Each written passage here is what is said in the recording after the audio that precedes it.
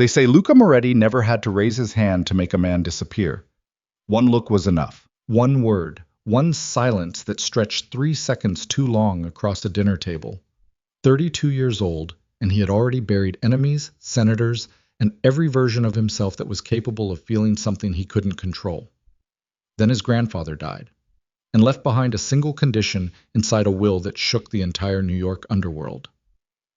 Marry Elena Russo, a hotel housekeeper, or lose everything. The most feared man in the city had exactly 72 hours to put a ring on a stranger's finger, and the stranger said yes for reasons that had nothing to do with him. If this story already has you, hit that like button, drop a comment with the city you're watching from, and follow along to the very end. Let's see how far this story travels. The rain came down hard that Tuesday, the kind of rain that didn't care what you had planned, that hammered the roof of every car and flooded the gutters of every street in lower Manhattan without apology. It was the kind of rain that made people feel like the city itself was angry about something. Elena Russo noticed it the way she noticed everything, quietly, practically, without drama. She was pushing a housekeeping cart down the 14th floor corridor of the Grandmont Hotel when the window at the end of the hallway lit up white with lightning. She counted 2 seconds before the thunder arrived. Close. She kept moving. She had 6 more rooms before her shift ended and a bus to catch at 9:15, and neither the storm nor the distant memory of the lightning was going to change that schedule. She was 27 years old, 5'4" on a good day, with the kind of hands that told the truth about her life.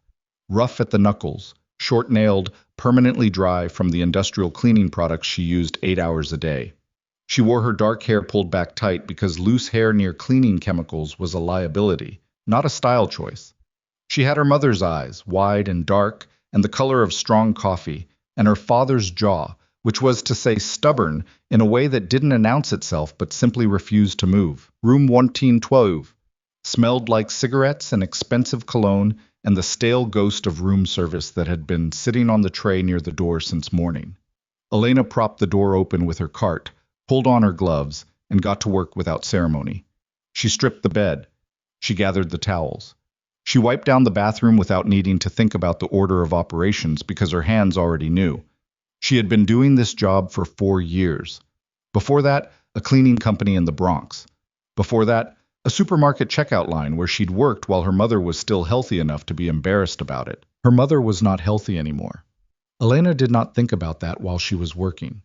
There was a skill to this, the ability to fold grief into a small square and slide it somewhere behind your sternum and leave it there until you had the time and space to deal with it properly. She had learned the skill the hard way. She had gotten very good at it. She was halfway through changing the duvet cover on the king-size bed when her phone buzzed in her apron pocket. She ignored it. It buzzed again. She ignored that too. The third time she pulled it out with one hand and looked at the screen without stopping what she was doing, because the ability to do 2 things at once was not a talent so much as a survival mechanism. The number on the screen was unfamiliar, a Manhattan area code she didn't recognize. She let it go to voicemail and shoved the phone back in her pocket. By the time she finished the room, changed the keycard log in the system, and moved the cart to 1414, there were 2 voicemails waiting. She listened to the first one while she sprayed down the second bathroom mirror. Ms. Russo, my name is Anthony Ferrara. I represent the estate of the late Dominic Moretti. It is imperative that we speak before the end of business today. Please call this number at your earliest convenience. Elena stopped spraying the mirror. She knew that name.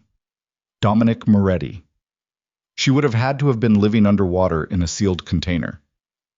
Not to know that name, it was printed on the side of 3 buildings she passed on her commute and whispered in certain tones in certain neighborhoods like it meant something beyond just a name. What she had not known, until right now, was that the late Dominic Moretti had any reason to have her phone number. She listened to the second voicemail. Mrs. Russo, this is Anthony Ferrara again. I apologize for the urgency. This matter concerns you directly and involves a significant legal document. I need to stress that this is time sensitive. Please call me tonight. She stood in front of the mirror for a moment, looking at her own face, the tight bun, the gloves still on her hands, the slight crease between her eyebrows that showed up when she was trying to figure out whether something was a threat or just noise. She had learned early that the two could look exactly alike at first. She pulled off one glove, called the number back, and stood in someone else's bathroom while a lawyer with a careful voice told her things that rearranged the furniture of her entire life. Anthony Ferrara had an office on the 31st floor of a building on Park Avenue that smelled like leather and old money, and the specific kind of anxiety that only people who had too much to lose could afford to maintain. Elena arrived the next morning in the only blazer she owned, which she had ironed the night before with the iron her mother had used before her hands got too weak to hold it steady. She wore dark trousers and flat shoes and carried her bag on one shoulder. She did not look wealthy. She had not tried to look wealthy. There was a specific kind of dignity in arriving exactly as you were, and Elena Russo had learned to wear it like armor. The receptionist looked at her the way certain people always looked at her. That split-second calculation. That assessment, and then smiled the professional smile that cost nothing and meant nothing, and showed her to the conference room with the kind of practiced courtesy that was technically polite and technically nothing else. There were 3 people waiting inside. The first was Anthony Ferrara himself, mid-50s, silver at the temples, a dark suit with no tie, the kind of man who had delivered bad news and complicated news, and news that fell into neither category. So many times that his face had perfected the art of revealing absolutely nothing in advance. He stood when she entered and shook her hand and said her name as if he'd been practicing the correct level of warmth. The second person was a woman Elena didn't recognize, late 40s, red jacket, yellow legal pad, watching her with an expression that was professionally neutral, but underneath that neutrality was something sharper. An assessor. Someone who had been hired to look at Elena and form an opinion. The third person was Luca Moretti. Elena recognized him because there was no version of paying attention to the world in New York City that let you avoid knowing what Luca Moretti looked like. She had seen his face in newspaper photographs, in the background of event coverage, once on a security monitor in the hotel lobby. During a function, she wasn't working but had watched for a few minutes from the service corridor out of nothing more than proximity. In the photographs, he always looked like what he was. A man whose authority was so embedded in his body that he didn't need to perform it.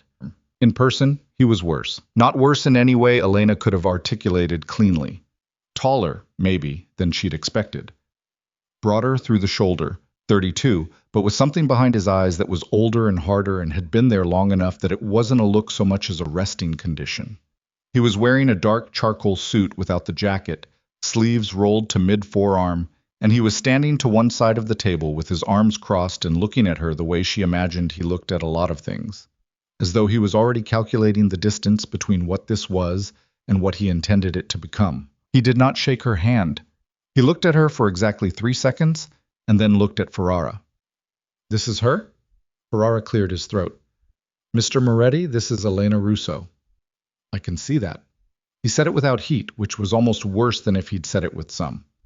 "Sit down," he said to Elena, as if the chair were his to offer. Elena sat. Not because he had told her to. Because she had been standing since 5 in the morning and her feet were tired, and she was not going to give him the satisfaction of thinking that his voice had moved her legs.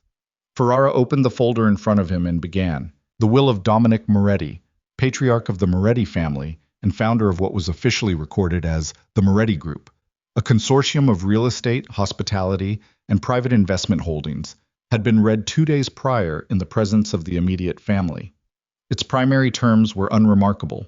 The estate, the business holdings, the properties, these passed to Luca Moretti as expected, as had been understood for years. The Moretti empire would continue under Luca's hand. Nobody who knew anything about the family had expected otherwise. What nobody had expected was the condition. The condition, Ferrara explained, was attached to a secondary trust that controlled approximately 40% of the estate's total value, a number that translated into several $100 million of consolidated assets, several key property titles in Manhattan and New Jersey, and the controlling stake in 3 major businesses that were the linchpins of the entire Moretti operation's legitimate face. That secondary trust activated only upon one specific circumstance: Luca Moretti marrying Elena Russo within 90 days of Dominic Moretti's death. If the marriage did not take place within 90 days, the secondary trust dissolved. Those assets, the properties, the stakes, the capital, transferred out of Moretti control entirely into a series of charitable foundations Dominic had established independently, administered by a third-party board with no Moretti representation. The room was very quiet when Ferrara stopped talking. Elena was aware of her own breathing. She was aware of the slight pressure of the blazer at her shoulders, and the fact that one of the chair legs was marginally shorter than the others, and was making the chair rock almost imperceptibly when she shifted her weight.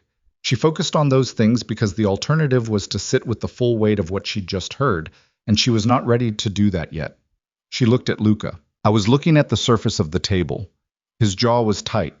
Not clenched. Tight, the way a cable is tight, when there's tension on both ends. He was not the kind of man who visibly lost his composure. She could see that without knowing a single thing else about him, but she could also see that he was working to contain something, and whatever it was large. Why me? Elena asked. Ferrara glanced at Luca, then back at her. Mr. Moretti, Dominic, specified you by name. Elena Russo, currently employed at the Grandmont Hotel, daughter of Maria Russo, formerly of the Bronx. The specification is precise. I know who I am, Elena said. I'm asking why. Another pause. This one from Luca, who finally looked up from the table and at her directly. Something shifted in his expression. Not softening, nothing that clean, but a recognition that she was not going to be managed in the way he might have expected. My grandfather had his reasons, Luca said. He didn't explain them to me. He didn't explain them to me either, Elena said. I met him twice. That landed. She could see it land. Luca's eyes sharpened slightly, not with anger but with something that was almost curiosity, except that curiosity was probably not an emotion he let himself have often. Twice. She could see him doing the math. Where? He asked. The hospital, she said. Where my mother is. Silence again. She watched something move across his face. Not guilt exactly, because she suspected he didn't carry guilt the way most people did. More like acknowledgement. The recognition of a debt that existed whether or not he'd chosen to incur it. What Elena had not said in that room, and did not say, was that she already knew what Dominic Moretti had done. She had found out 6 months ago when a billing administrator at the hospital had mentioned, in the offhand way of someone who assumed Elena already knew, that the outstanding balance on her mother's treatment, $260,000 and change, the number that had been eating Elena's sleep for 2 years, had been paid in full 18 months prior by an anonymous donor. Elena had pressed. The administrator had hedged. Elena had pressed harder. Eventually, the truth had come out in the fragmented way truths usually did. A name on a transfer authorization, a signature on a document that was technically protected but had been filed carelessly. Dominic Moretti. Elena had gone home that night and sat on the edge of her bed for a very long time. She had not cried. She was past crying about money. But she had sat there and thought about what it meant that a man she had met twice in a hospital corridor, once when he'd held the elevator door for her, once when they'd both been sitting in the same waiting room during a storm that had shut down the city's transit system, had done something like that. Without telling her, without asking for anything. She had thought about it for 6 months without knowing what to do with it. Now she knew. She looked at Ferrara. What exactly does the marriage require? The wedding was 3 weeks later, not because Elena had decided quickly. She had decided in that conference room, in the moment that Luca Moretti said my grandfather had his reasons, with the tone of a man who resented being in debt to someone else's kindness. And she had understood something. This was not going to be a story about what she got out of it. It was going to be a story about a debt she owed to a dead man who had done something decent for no reason she could understand, and maybe the only currency available to pay it back was this. She told no one except Rosa, her downstairs neighbor, who was 63 and had known Elena since she was a teenager and had the specific quality of someone who had seen enough of the world to not be shocked by its arrangements. Rosa had listened to the whole thing over a cup of coffee at Elena's kitchen table, asked 3 practical questions about the legal terms, and then said, "You're doing this because of your mother, yes?" Not exactly, Elena had said. Rosa had looked at her for a long time. More complicated than that, she'd said. Not a question. More complicated than that, Elena had confirmed. The ceremony itself was small by Moretti standards, which meant it was large by any other measure. 140 people in the main hall of the Moretti estate, which Elena had seen for the first time 4 days before the wedding, when Ferrara had driven her out to assess the living arrangements, and she had stood in the driveway looking up at the facade of a building that was technically a home in the same way that a cathedral was technically a room, and had thought, well, here we are. The estate was in Westchester, 43 acres, a main house that was 4 stories of dark stone and high windows, and a gate system that the security team tested twice daily. Elena had been given a brief tour by a woman named Diane, who was the estate manager, and had the practiced calm of someone whose job was to make impossible logistics appear effortless. Elena had asked questions, practical ones, about the household routine, the staff schedule, the kitchen access, and Diane had answered them with the slight surprise of someone who had been prepared to field different questions. The hall was full the night of the wedding. Elena recognized nobody. She stood in a side room off the main corridor while a woman whose name she'd already forgotten touched up her face with a brush that cost more than Elena's monthly grocery bill, and she looked at herself in a mirror framed with dark wood and thought about the fact that her mother was in a hospital bed in the Bronx right now, not well enough to attend, and that she had sat with her yesterday morning and explained in the simplest terms what was happening. Her mother had held her hand and said, "I don't understand why." "I know," Elena had said. "You don't have to. I know that too." "Are you afraid?" Elena had thought about it honestly. "No," she'd said. "Not afraid?" Something else. Something that didn't have a clean name yet. Her mother had squeezed her hand. "He was kind to me, the old man. When he came to the hospital, he sat with me once when the nurses were busy and talked to me for an hour. About New York. About the old neighborhoods. He never told me who he was." Elena had known this. She had heard it before. But she'd let her mother tell it again because some things need to be said more than once. He had sad eyes, her mother had said, even when he was smiling. Luca Moretti watched his future wife walk down the aisle the way he watched most things, with the part of his brain that was always assessing, always calculating distance and angle and potential liability. He noted that she walked without hesitation. He noted that she did not look around the room with the wide-eyed discomfort he had half expected, the overwhelm of someone who had never been in a room this size, surrounded by these kinds of people, under these lights. She looked straight ahead. Her expression was neutral in a way that was not blankness.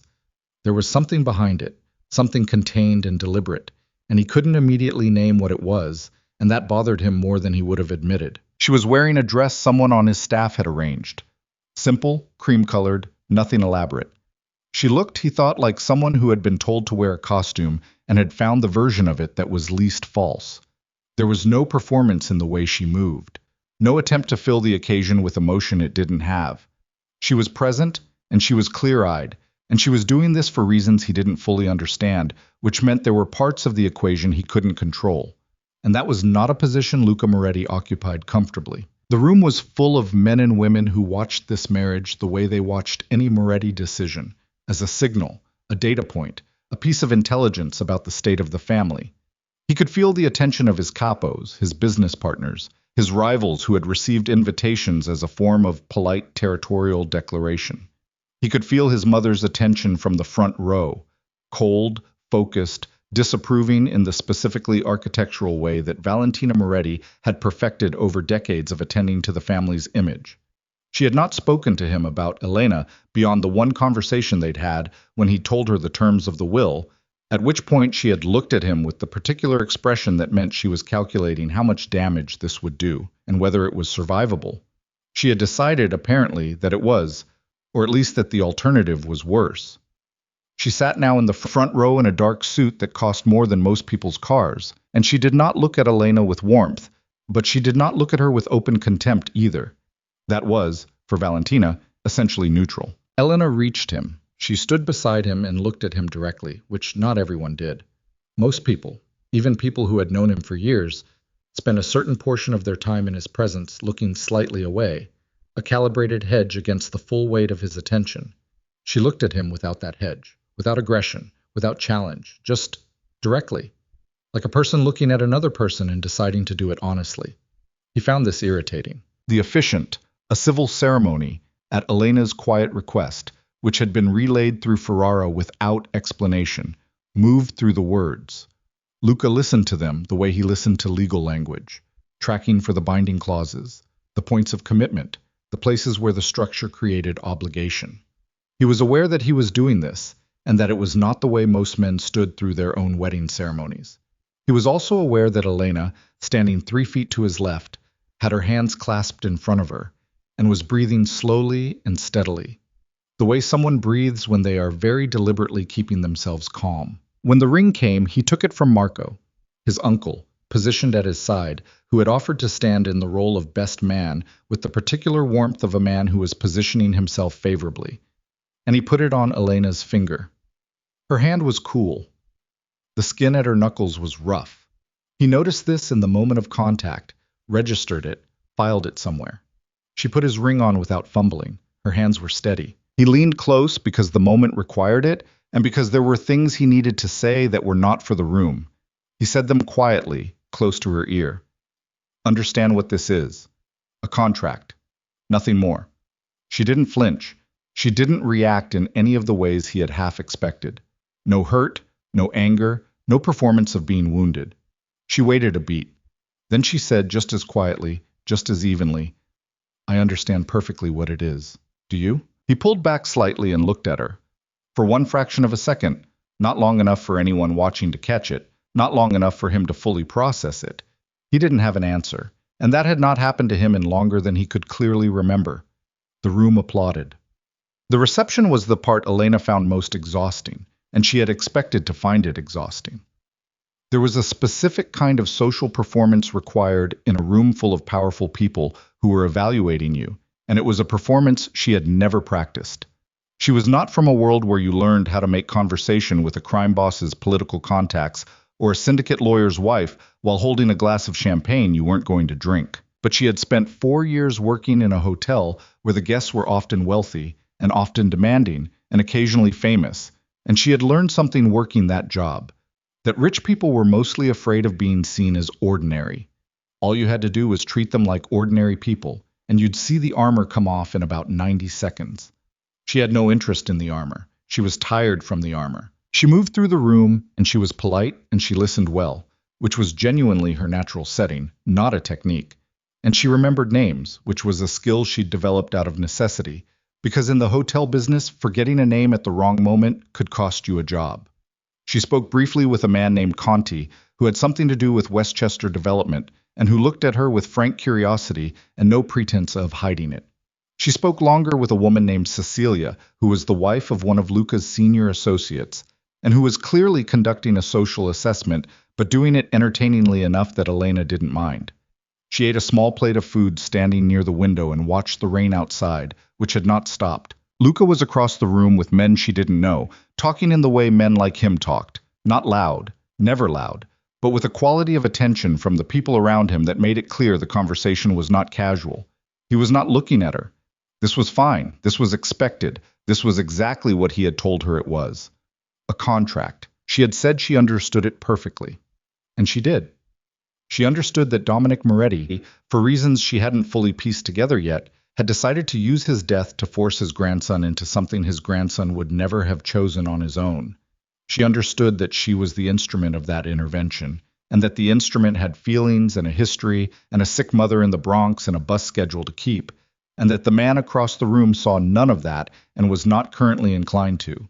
She understood that she was going to live in this house, this estate, this fortress, and that it was going to be the most uncomfortable and isolating thing she had done since the morning she'd sat in a doctor's office and been given numbers about her mother's condition that she'd had to sit with alone in a parking lot for 40 minutes before she could drive. She also understood something she had not said in Ferrara's conference room, and had not said to Rosa, and had not entirely admitted to herself in language yet, that she had said yes to this because of Dominic Moretti's debt. Yes, Piom, but also because somewhere in the architecture of her life she had the faint, irrational, stubbornly persistent sense that things happened for reasons, even when the reasons took a long time to become visible. She was aware that this was not a sophisticated position to hold. She was aware that it was the kind of thing a person said when they were trying to make peace with a situation they had no real power over. She held it anyway, because the alternative was a bleakness she couldn't afford right now. She finished her food. She put the plate down. She watched the rain.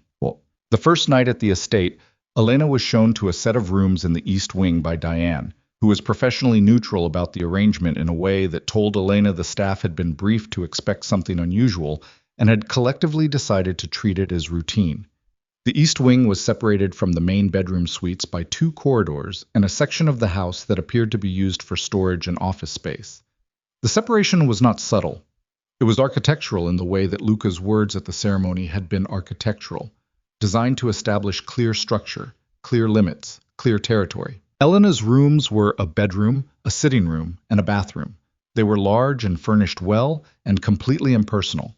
The kind of impersonal that came from money selecting quality rather than anyone selecting warmth.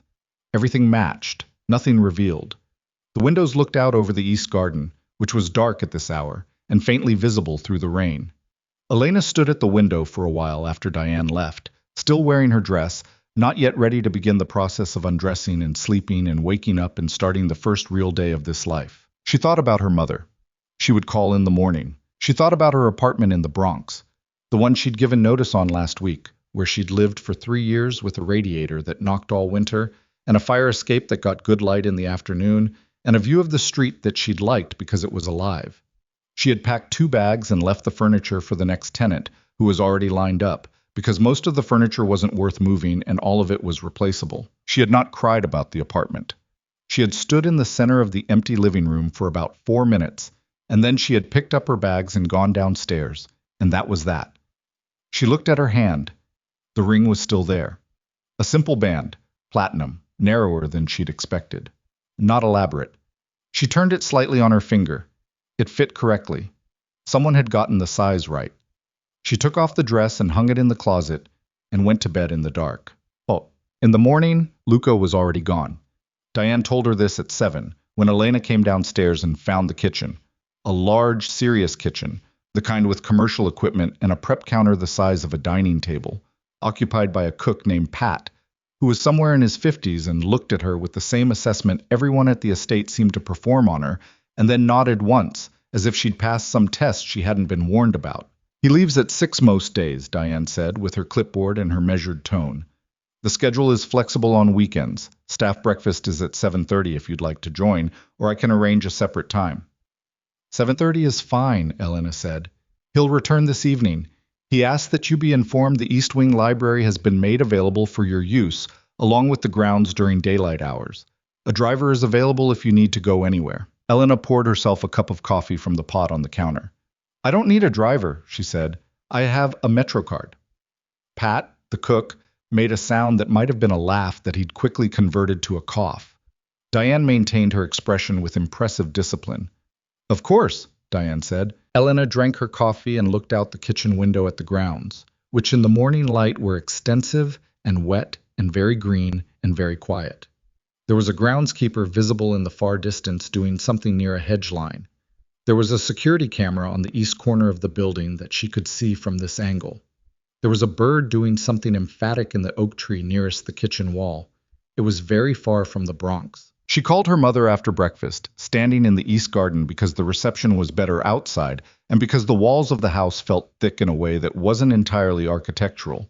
Her mother's voice was thin and tired and happy to hear from her.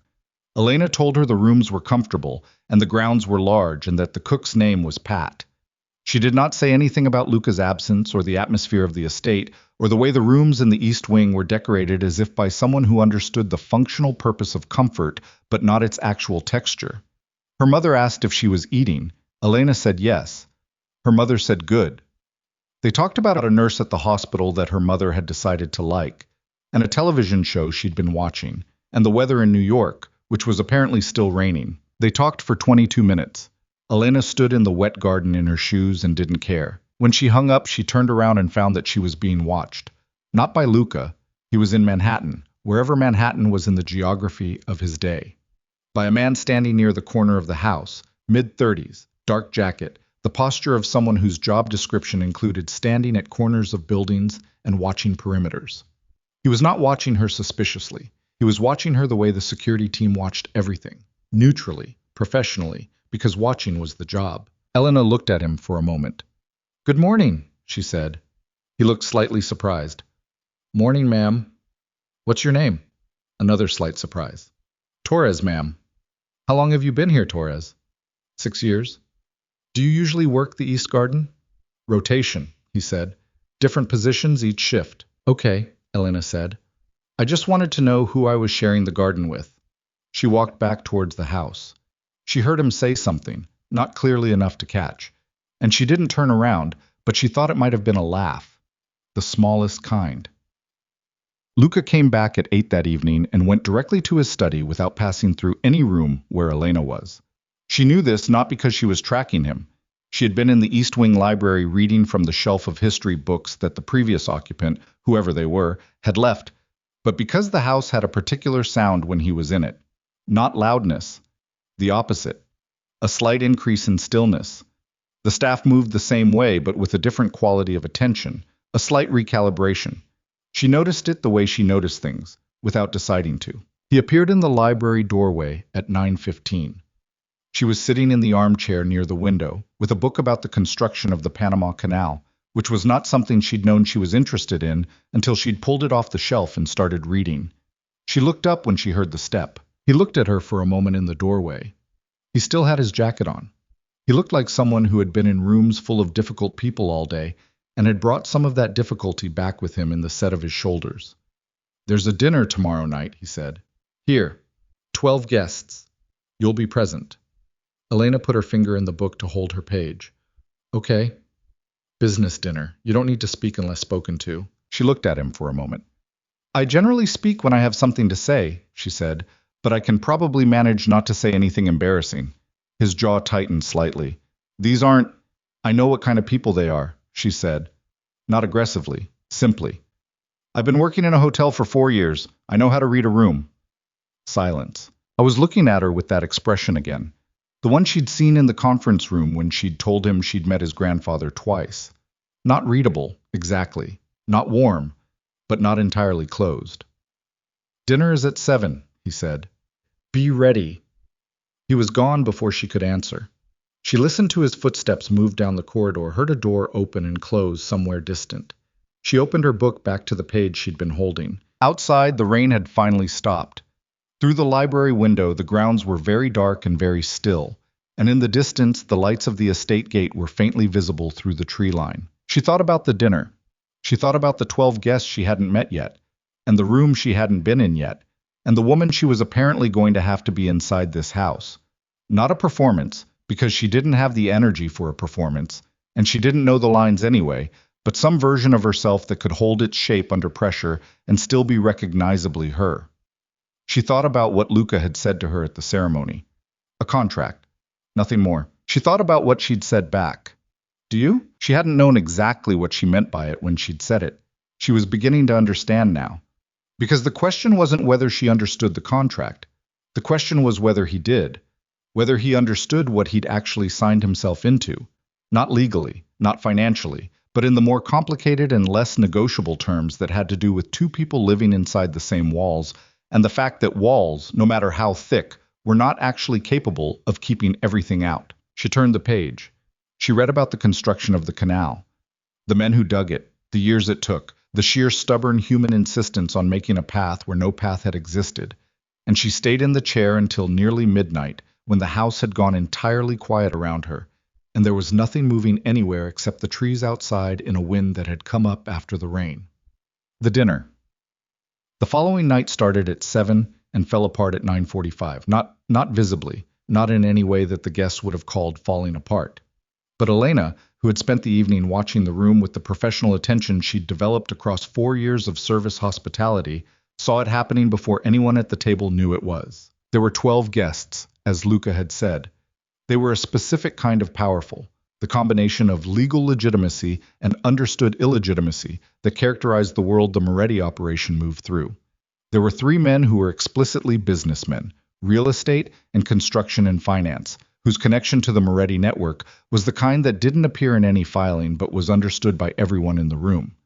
There were 2 men who were what they actually were without euphemism, senior figures in the syndicate organization, one of whom was the consigliere, a man named Rinaldi, who had the eyes of someone who had been right more often than he'd been wrong, and knew it. There were 3 lawyers, one of whom Elena recognized from Ferrara's office. There were partners and wives, which was how she had been included in the number.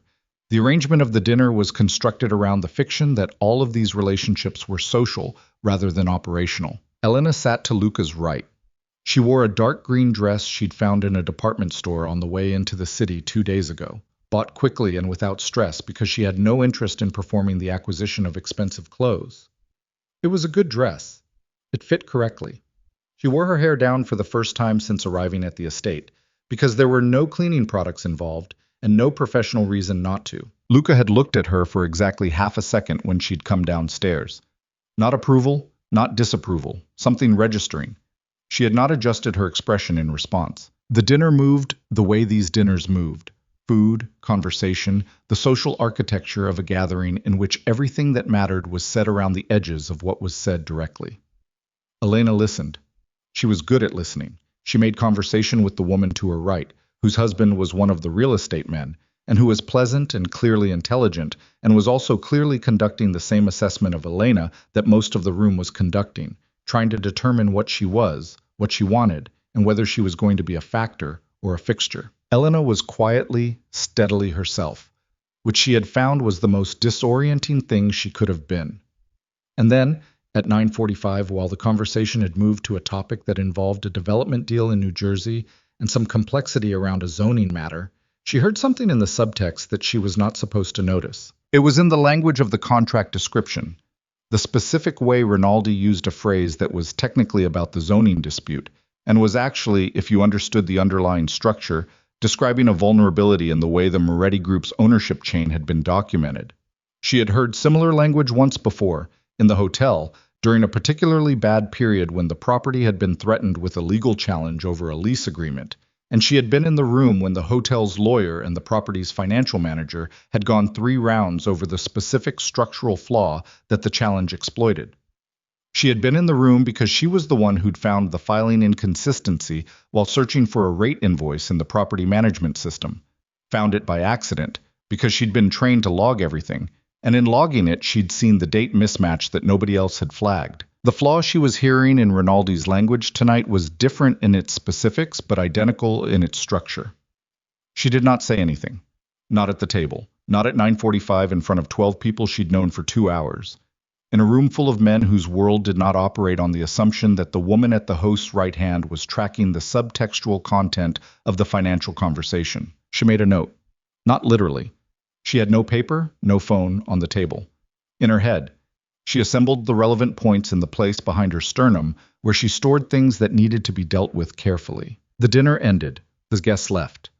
Luca moved through the departure with the fluid courtesy of someone for whom this was native terrain, and Elena stood at his side as was apparently expected and said the right things in the right proportions, and shook hands with Rinaldi, who looked at her with the measuring look and seemed, by the end of it, to have arrived at a cautious, positive assessment. The house went quiet again after the last car left. Luca was standing in the hall, his jacket back on, about to move toward his study, when Elena said, "I need to talk to you about something." He stopped. He looked at her. "Tomorrow," he said. "Now," she said. He was quiet for a moment. Then he said, "Study," and walked. She followed him down the corridor and into the room she hadn't been in before. A large study, dark wood, and shelves, and a desk that was very clean in the way of a person who processed everything immediately, rather than letting it accumulate. He stood behind the desk and looked at her, arms not quite crossed, waiting. She told him what she'd heard. She laid it out the way she'd assembled it, not dramatically, not with performance, in the language of someone who was telling you something they needed you to understand because the understanding mattered. She explained the structural parallel. She explained the specific phrase Rinaldi had used and the 2 earlier statements that framed it, and what the combination indicated about the documentation of the New Jersey ownership chain. Luca did not interrupt her. He listened with the stillness of someone who was actually processing, not waiting for a pause to respond. When she finished, there was a silence that lasted long enough to be meaningful. Then he said carefully, "How do you know what that language means?" "I worked in a hotel for 4 years," she said, "and I pay attention." He looked at her. Something was shifting in his face, not dramatically, not warmly, but in the way a landscape shifts when the light changes angle. Subtle. Real. "I'll have the lawyers look at it in the morning," he said. "You should have them look tonight," Elena said.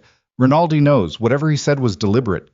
He was testing something. Luca looked at her for a long moment. The study was quiet. Outside, the night was quiet.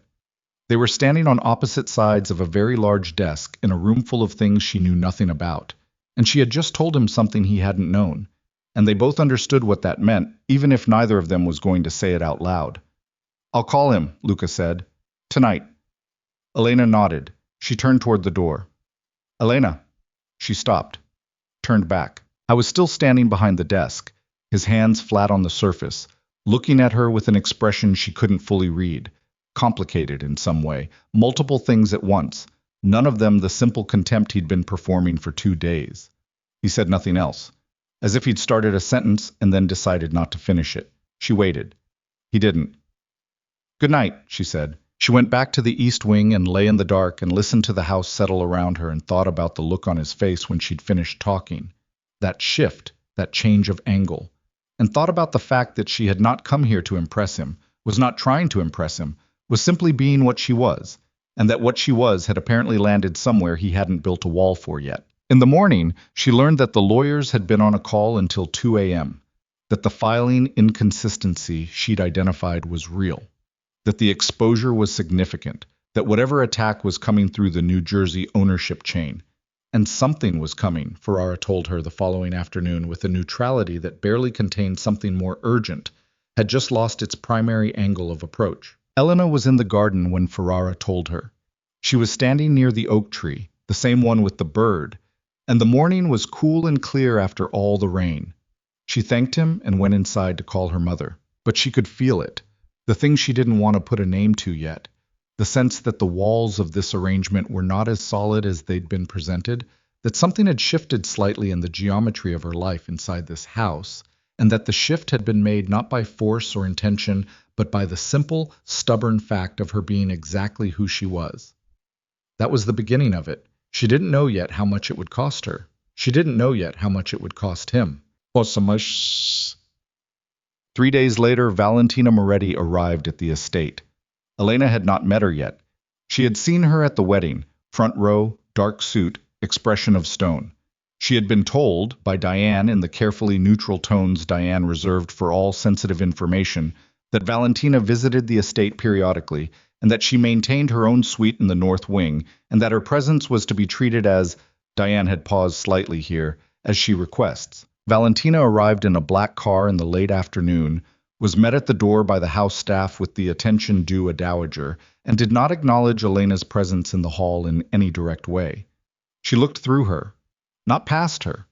Through her, the specific social maneuver of a woman who had decided that acknowledgement was a form of acceptance she hadn't consented to yet. Elena noted this, filed it, felt the cold of it, not personally, not in the wounded self way, but in the practical way of someone assessing conditions.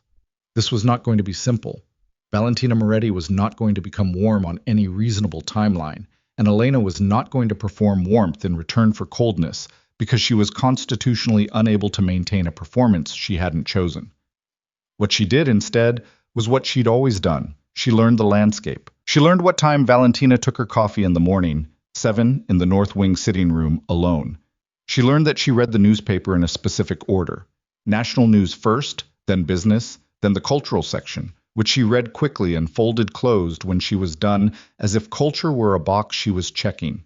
She learned that she walked the West Garden in the afternoon, 30 minutes, the same route, alone, and that she did not appear to particularly enjoy it, but did it with the discipline of someone who understood obligation to the body, even when the pleasure was absent. She learned these things not by following her or questioning the staff, but by existing in the same house with her eyes open, which was a skill that had nothing to do with intrusion and everything to do with attention. On the 4th day of Valentina's visit, Elena passed the north wing sitting room at 7:20 and saw, through the open door, that the coffee tray had been brought and not touched, and that Valentina was sitting very still in the chair by the window with her hands in her lap and the newspaper unread on the table beside her.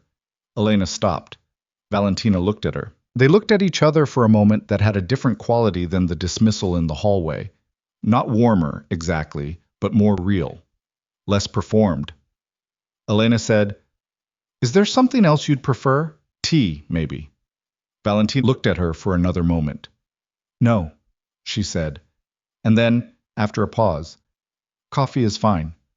Elena nodded.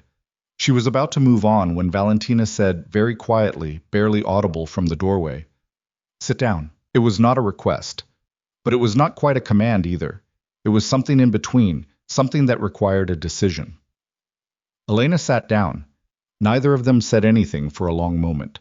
Outside, the morning was gray and cold, the garden visible through the north wing windows in the flat light of a November morning. The house was quiet around them. "He doesn't know what to do with you," Valentina said. Elena didn't ask who. I know, she said. "That makes you dangerous." Elena thought about this. "Or just inconvenient," she said. Valentina looked at her sharply. And for the first time in the sharpness of that look, Elena saw something that wasn't dismissal, wasn't warmth either, but wasn't nothing. "Don't minimize yourself," Valentina said. "It's a weak habit." Elena absorbed this, nodded once.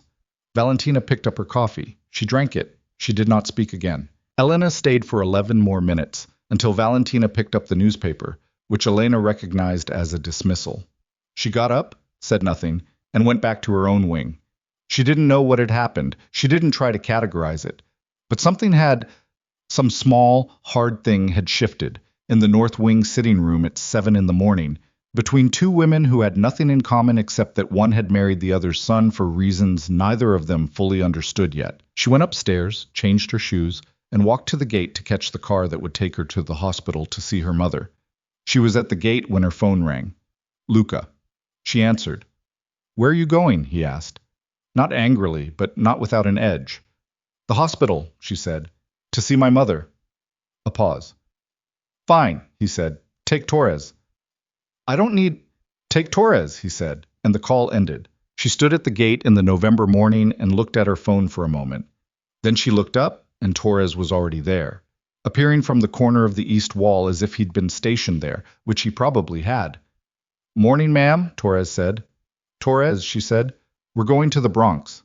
He got the car. She got in. And in the back seat, as the gate opened and the estate receded behind her and Manhattan spread ahead, she thought about a phone call from a man who had told her 3 days ago she was nothing more than a contract, calling to make sure she had someone with her. She thought about what that meant. She thought about the fact that she didn't know yet. She thought about the fact that not knowing yet was not nothing. It was in fact exactly where things that mattered usually began. Torres drove like someone who had learned the city's streets the same way Elena had learned hotel rooms, by necessity, by repetition, by the specific intimacy of doing the same route, enough times that the route stopped being something you thought about and became something your body just knew. He took the FDR north without being told, merged onto the bridge approach without hesitation, and navigated the Bronx streets with the ease of a man who had grown up somewhere nearby and never entirely left it behind. Elena sat in the back and watched the city through the window and did not make conversation, and Torres did not require it. This was something she appreciated about him already, the ability to be present without demanding that presence be acknowledged. The hospital was a mid-sized facility in the South Bronx, not the best and not the worst, which was the story of most things in that part of the city. Elena had spent more hours in its corridors and waiting rooms and parking structures than she'd spent anywhere except her own apartment over the past 2 years.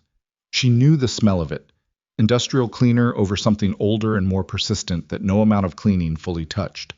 She knew the elevator that stuck on the 3rd floor if you pressed the button too hard. She knew the nurse at the 4th floor station, Adeze, who had a daughter in middle school and a habit of doing the crossword between rounds, and who gave Elena the same small nod every time she came through. That meant she's having a decent day or harder today without either of them needing to speak it. Today the nod was the decent day nod. Elena exhaled something she hadn't known she was holding and pushed open the door to room 412. Her mother was awake, sitting up slightly in the adjustable bed, the television on low with the sound almost off. Maria Russo had never liked silence, but had also never liked noise, which meant her relationship with the television was purely about the company of moving light. She was 61 years old and looked both older and younger than that in different moments, depending on how the light hit her and which particular medication cycle she was in. Today, she looked like herself, which was to say, she looked like Elena, the same jaw, the same eyes, except the tiredness had settled in and wasn't going anywhere. She smiled when Elena came in, the real kind of smile, the one that started in the eyes. You look thin, her mother said. I always look thin to you, Elena said, and kissed her forehead and sat in the chair that had been in the same position for so long it had left faint marks on the linoleum. How is the house? Big, Elena said. And him? Elena was quiet for a moment. Complicated. Her mother watched her. Maria Russo had a quality that Elena had inherited and refined, the ability to wait out a silence without filling it with something false. He called me this morning, Elena said, to make sure I had someone with me on the drive. That sounds like a man who doesn't know what he's doing. It sounds like that, Elena agreed. Her mother looked out the window for a moment. The window faced a brick wall, which was not scenic, but the light was decent in the morning. The old man was like that, she said. Dominic, he did things quietly, sideways, like he didn't want to be caught caring. Elena looked at her. He came 3 times, her mother said. Not twice. 3. You were working the last time. He sat here for about an hour. Didn't say much, just sat. She smoothed the blanket over her knees. I think he was trying to decide something. Elena said nothing. She had not known about the 3rd visit. He asked me about you, her mother said. What you were like. Whether you were stubborn. A faint smile. I told him very. What did he say? He said good. Her mother looked at her directly. He said the Moretti men needed someone stubborn. The room held that for a moment. Elena picked up her mother's hand. The knuckles were like her own, prominent, honest about their history.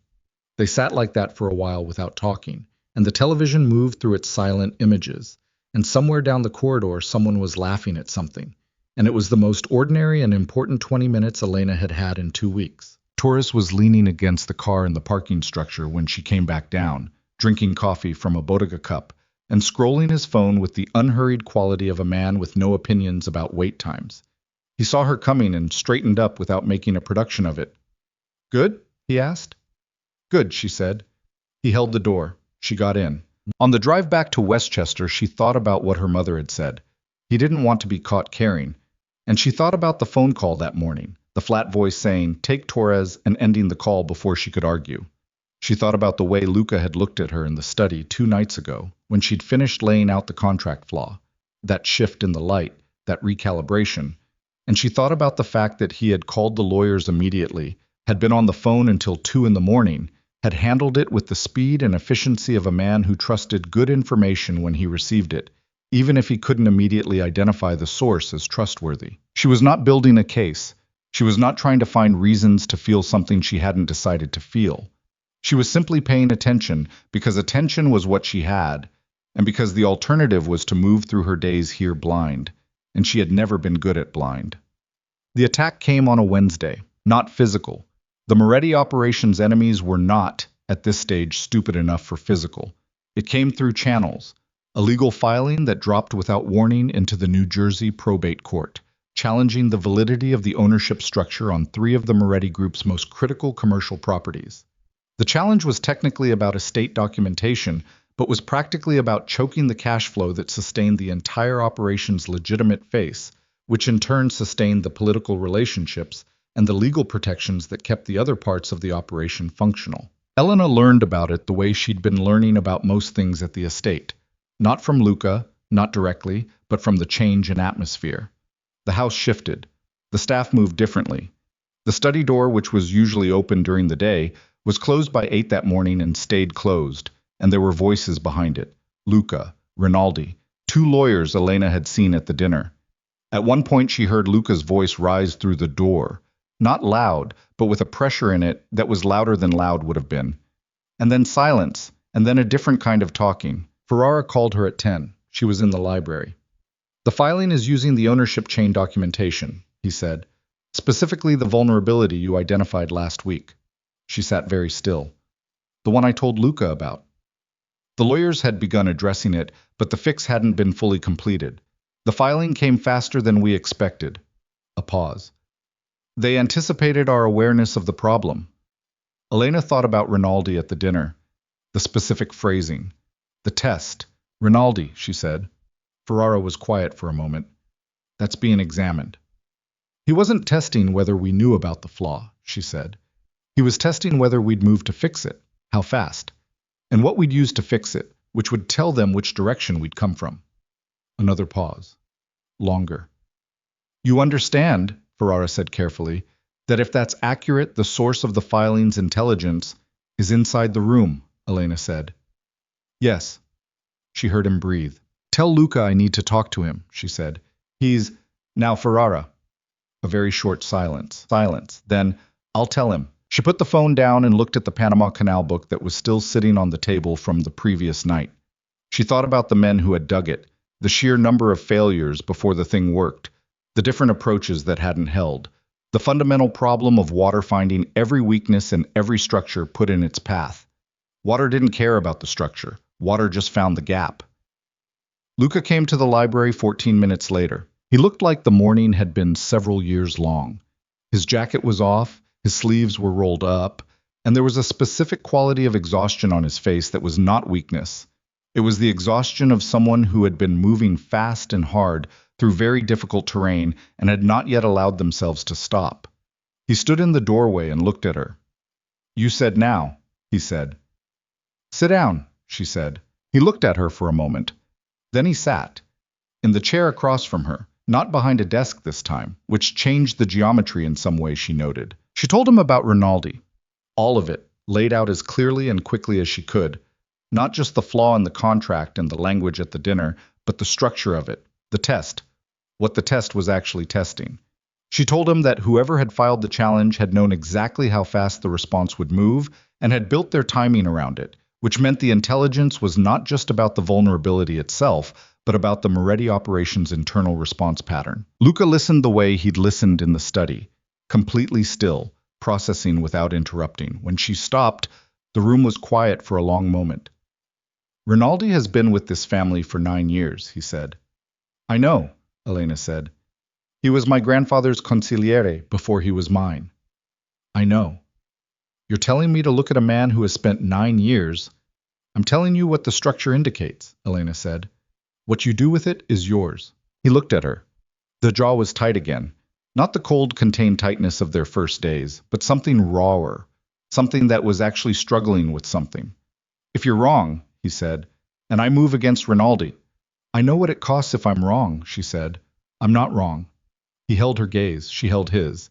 He said, How are you this certain? Because I've been watching rooms full of people read each other my whole life, she said. In the hotel, in waiting rooms, in the Bronx. I know what a man looks like when he's giving you information he thinks you're too proud to hear correctly. The silence lasted 7 seconds. She counted. Then he stood up, rolled his sleeve down once, and walked out of the library without a word. She watched the door close. She waited. 40 minutes later, she heard the front door of the estate open and close with a force that was not quite a slam, but was in the neighborhood of one. She looked out the library window and saw Luca crossing the driveway toward one of the cars with Marco at his side.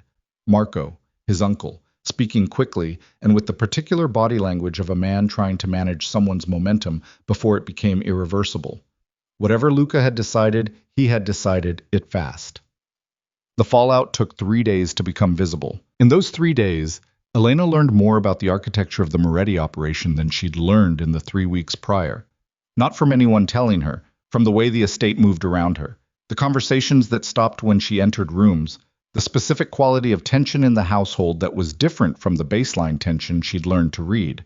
She learned that Rinaldi had been summoned to a meeting on the first day and had not returned to the estate afterward. She learned that 2 of his people, men whose function she hadn't previously understood, were quietly separated from their positions. She learned that Luca had spent 20 hours in meetings with lawyers and with figures in the operation whose names she hadn't heard before, and that whatever was said in those rooms had shifted something in the hierarchy. She learned all of this without asking, which was the only way she'd have gotten it honestly. On the 3rd day, Marco came to find her. She was in the East Garden. It had turned cold, November settling in properly, and she was standing near the oak tree in her coat with her hands around a cup of tea, watching a crow that had taken a very proprietary interest in the bird bath near the garden wall. Marco appeared from the side entrance of the house and came toward her with the easy walk of a man who had decided to be charming, which was different from a man who simply was. Marco Moretti was 51, well-built, with a face that had probably been handsome in a sharper way when he was younger, and was now distinguished in the practiced way of men who had learned to wear age as an asset. He had the Moretti jaw, the Moretti eyes, but softer, or rather, shaped toward softness as a technique rather than a character trait. He smiled at Elena with the warmth of someone extending a gift. Settling in? He said. Getting there, Elena said. He stopped a few feet away, hands in his coat pockets, looking at the garden in the appreciative way of a man performing appreciation of gardens. Must be quite an adjustment, coming from, he paused, just long enough, the hotel. Everything's an adjustment, Elena said. You get used to it. He nodded, looked at her sidelong. Luca can be difficult.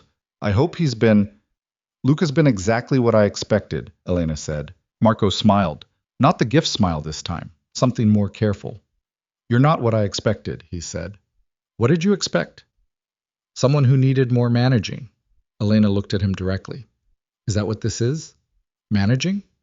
A pause. The smile didn't move, but something behind it did. I just wanted to make sure you felt welcome, he said. You're family now.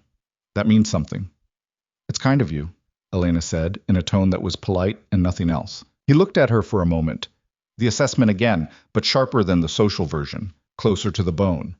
Then he said pleasantly, Rinaldi's a good man. Whatever happened, these things are complicated. Luca sometimes moves fast. Elena looked at him. Rinaldi's been loyal, Marco said. My brother trusted him. It would be unfortunate if a misunderstanding. I wouldn't know about Rinaldi, Elena said.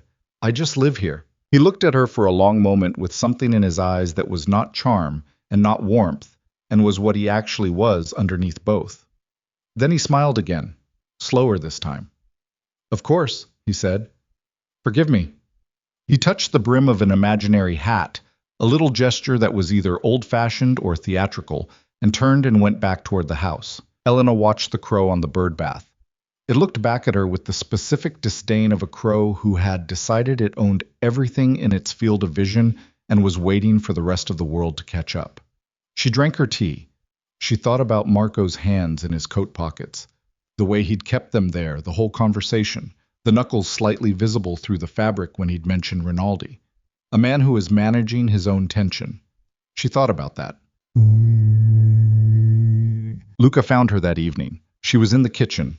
Pat had gone home at 7, and she had made herself a simple dinner, eggs and toast, and a glass of water. Because the kitchen felt more honest than the formal dining room when it was just her, and because she was a person who cooked her own eggs and was not going to stop being that person because she lived somewhere with a commercial range. He came in without knocking, which was technically his kitchen in his house, so fair enough, and stopped when he saw her at the counter.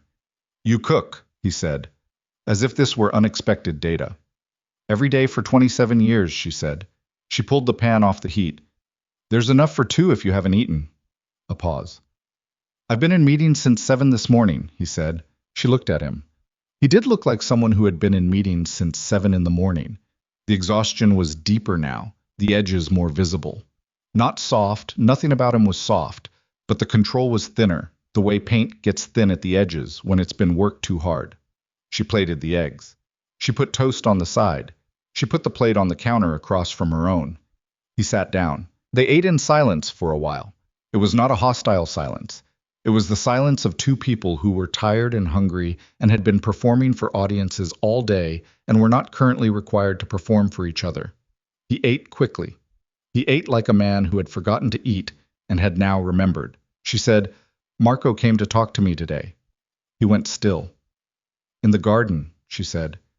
He wanted me to know that Rinaldi was a good man and that things were complicated. Luca set his fork down.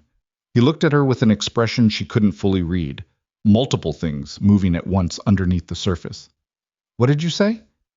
That I wouldn't know about Rinaldi, that I just live here. He was quiet for a moment. He's testing you. I know. He does that. Tests people. Figures out what they know, what they'll protect, what they'll trade. I figured, Elena said. She took a drink of water. He's not subtle about it once you know what to look for. Luca looked at her for a long moment. Something moved across his face. Not the shift from the study, not the recalibration from the library, but something rawer than both. Something that was almost, not gratitude, that wasn't the word. Something that didn't have a word yet, or had one he wasn't willing to use. Why are you telling me this? He said. You could have said nothing. She looked at him steadily. You asked me to be present at dinners in this house. I'm present. That's what present means. He held her gaze. The kitchen was quiet around them, just the faint sound of the house settling, the distant sound of the security rotation outside. You think he's involved, Luca said. Not a question. I think he's managing something, Elena said. I think whatever that something is, Rinaldi was a piece of it, and not the whole thing. He said nothing. She picked up her plate and his, he didn't stop her, and put them in the sink. She ran the water. He stayed sitting at the counter, and she could feel the weight of what he was turning over behind her. My grandfather liked you, he said finally. She turned off the water. He was kind to my mother. He didn't do that for most people. I know. He did it because... He stopped, started again. He saw something. He said once, he said the right person for the right man wasn't the person who made him comfortable. It was the person who made him honest. Elena dried her hands. She did not turn around immediately. She held the dish towel and looked at the dark window above the sink where the estate grounds were barely visible, just shapes in the dark. He sounds like he was a complicated man, she said. I was, Luca said. He was also usually right. She turned around. He was looking at her with something open in his face that she hadn't seen before. Not vulnerable, that was too soft a word for him, but unguarded. The difference between a wall and an open door was not drama. It was this, a moment where the wall just wasn't there. She did not know what to do with that. Not yet. Good night, Luca, she said. He looked at her for one more moment. Good night, he said. She went upstairs. She lay in the dark and listened to the house, and thought about the fact that they had just had dinner together in a kitchen at 9:30 at night, eating eggs, and that it had felt more real than the entire wedding had. She thought about what he'd said about his grandfather. She thought about the person who made him honest, and what that meant, and the specific weight of the moment it had come from. She thought about Marco in the garden, the knuckles through the coat pocket fabric. She was still thinking about it when she heard it, not loudly. From somewhere below, the north wing, she thought, or the corridor leading to it. A sound that she couldn't immediately categorize and then could. Something falling, something that was the particular hollow percussion of someone losing their footing and going down hard against something solid. She was out of bed before she'd decided to move. Valentina Moretti was on the floor of her sitting room. Not a fall from standing. She had been in the chair and had listed to one side and gone down with it. The chair tipped at an angle against the window frame, and she was on her side on the rug with her eyes open and her breathing wrong, shallow and fast, and with a quality that was not right, that Elena knew was not right, the same way she'd known things were not right with her mother during certain nights in certain hospitals. She was down on her knees beside Valentina before she'd formed a conscious plan. She didn't move her. You didn't move them until you knew what was happening. She checked her breathing, checked the color of her face, looked at her eyes. Valentina, she said, clearly, not loud. Can you hear me? The eyes moved, found her. I'm going to call for help, Elena said. Don't move, I'll be right here. She shouted for Torres before she reached for her phone. His name, loud, down the corridor, because Torres was on rotation, and rotation meant he was nearby, and she needed someone who could move fast. She called the emergency line with her phone, while Torres appeared in the doorway still pulling on his jacket. And she told him to get Luca, and then told the emergency line what she was seeing and what she was not seeing, and she stayed on the phone and stayed on her knees beside Valentina while the house came alive around her with the specific controlled chaos of people who had been trained for emergencies and were now executing the training. Valentina reached for her hand. It was the last thing Elena would have expected. The hand, dry and cold and trembling slightly, reaching for hers in the dark of the sitting room with the night pressed against the windows and the sound of running footsteps in the corridor outside. Elena took it. She held it. She did not let go. Luca was in the doorway 30 seconds later, barefoot, shirt untucked, and the look on his face when he saw his mother on the floor was the first time Elena had seen him look like something had broken through all the way to the surface. Not weak, the opposite of weak, actually, because what she saw was the specific terror of a person who had something real to lose and knew it, and chose to keep functioning anyway. He crossed the room in 4 steps and crouched on the other side of his mother and looked at Elena across her body. What happened? He said. I heard her fall, Elena said. Ambulance is coming. He looked at his mother's face. He put his hand on her shoulder. Mom, he said, with a softness in his voice that was nothing like anything Elena had heard from him before. "I've got you." Valentina looked at him, then she looked at Elena. Then she closed her eyes and let the two of them hold her in the dark, while the ambulance worked its way through the November night toward the Westchester estate, and the house stood very still around them, and the world outside the window had no opinion about any of it at all. Elena held Valentina's hand and felt the trembling in it slowly ease. She did not know, in that moment, what she had just become to this family. She did not know what Luca had seen, crouched 3 feet away on the other side of his mother, watching her. This woman he had put in the East Wing, this contract, this arrangement, hold his mother's hand in the dark without hesitation, without calculation, without anything except the simple human reflex of staying. She did not know. But it had happened, and the things that happen in the dark and the spaces between crisis and calm are the things that cannot be unfiled, cannot be unwitnessed, cannot be returned to the category of not yet known. He had seen her, and whatever the mathematics of this marriage had been before that moment, they were different now. Neither of them could go back to the number they'd started with. The hospital waiting room at 2 in the morning had the specific quality of suspended time that Elena knew from years of sitting in places like it. The flat light, the plastic chairs, the distant sound of machines doing their work behind closed doors. She had been in this kind of room enough times that her body knew how to hold itself in it.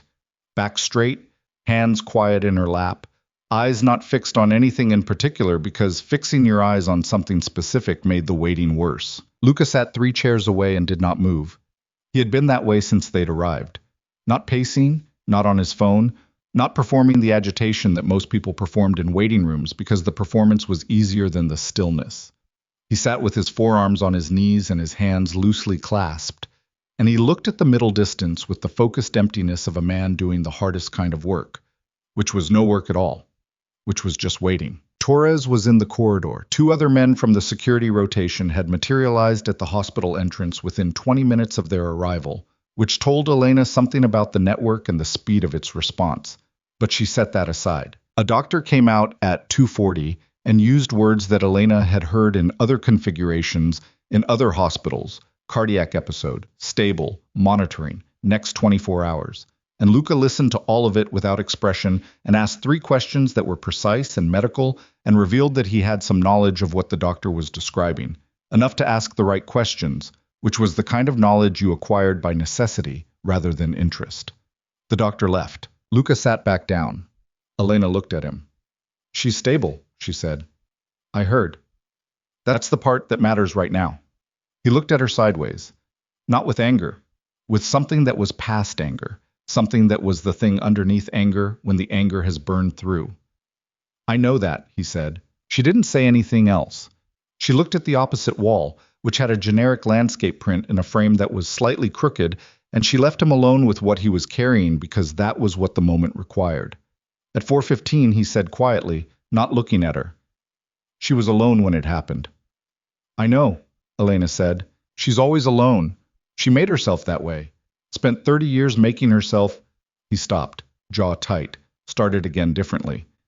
"She's not going to change because of this." "Probably not," Elena said, "but you'll know faster next time." He looked at her. "I heard her," Elena said, "from upstairs." "That's something." A pause. "She should have someone closer to her wing at night, someone she'll accept." He said nothing from it. Then, "She won't accept most people." Elena looked at him steadily. "I know." Another pause. "She held your hand," he said. "She did." He looked back at the middle distance. Something was moving in his face that he wasn't going to describe, and she wasn't going to ask him to. Some private accounting, some reckoning that was between him and himself, and whatever he'd been carrying about his mother for longer than this night. They stayed in the waiting room until nearly 6, when the sky through the single window above the entrance began to shift from black to the specific dark gray of a winter dawn. Then a nurse came out and said Valentina was asking for her son, and Luca stood up immediately, the first fast movement he'd made in hours, and went through the door. Elena stayed in her chair. She was still there when Torres appeared in the doorway with 2 cups of coffee from the vending machine down the hall, which was a kind gesture executed with the same practical neutrality he applied to everything. She took the cup. "Thank you." "Long night," he said. "Yes." He sat down, not close but present, and they drank the bad vending machine coffee in the flat hospital light, while the building around them began its slow shift from night protocols to morning protocols. And somewhere behind a closed door, Luca Moretti sat beside his mother's hospital bed and did whatever he did in the spaces where the armor was too heavy to wear. Valentina came home 4 days later. Elena had expected the dynamic to revert, had expected Valentina to return to the North Wing and resume the cold architecture of their previous interactions, the looking through, the deliberate absence of acknowledgement. She had prepared herself for this, not with resignation, but with the practical acceptance of someone who understood that people did not change permanently because of a single crisis. Crisis revealed. It didn't necessarily transform. What she had not expected was for Valentina to ask for her, not dramatically, not warmly. Diana came to find Elena on the second morning after Valentina's return and said, with her diplomatic neutrality, that Mrs. Moretti had asked whether Elena might have time to sit with her in the North Wing sitting room. Elena had set down the book she was reading, put on her shoes, and gone. Valentina was in the chair by the window. Her chair, the one Elena had last seen her in before the fall, now returned to its correct position. She looked diminished in the physical way of someone who had been close to something serious and still carried the proximity in their body. But her eyes were the same, sharp, assessing, not asking for anything that could be named as weakness. "Sit," Valentina said. Elena sat. "I don't want to discuss that night," Valentina said. "Fine," Elena said. "I don't want sympathy or careful treatment. I wasn't planning on it." Valentina looked at her for a moment.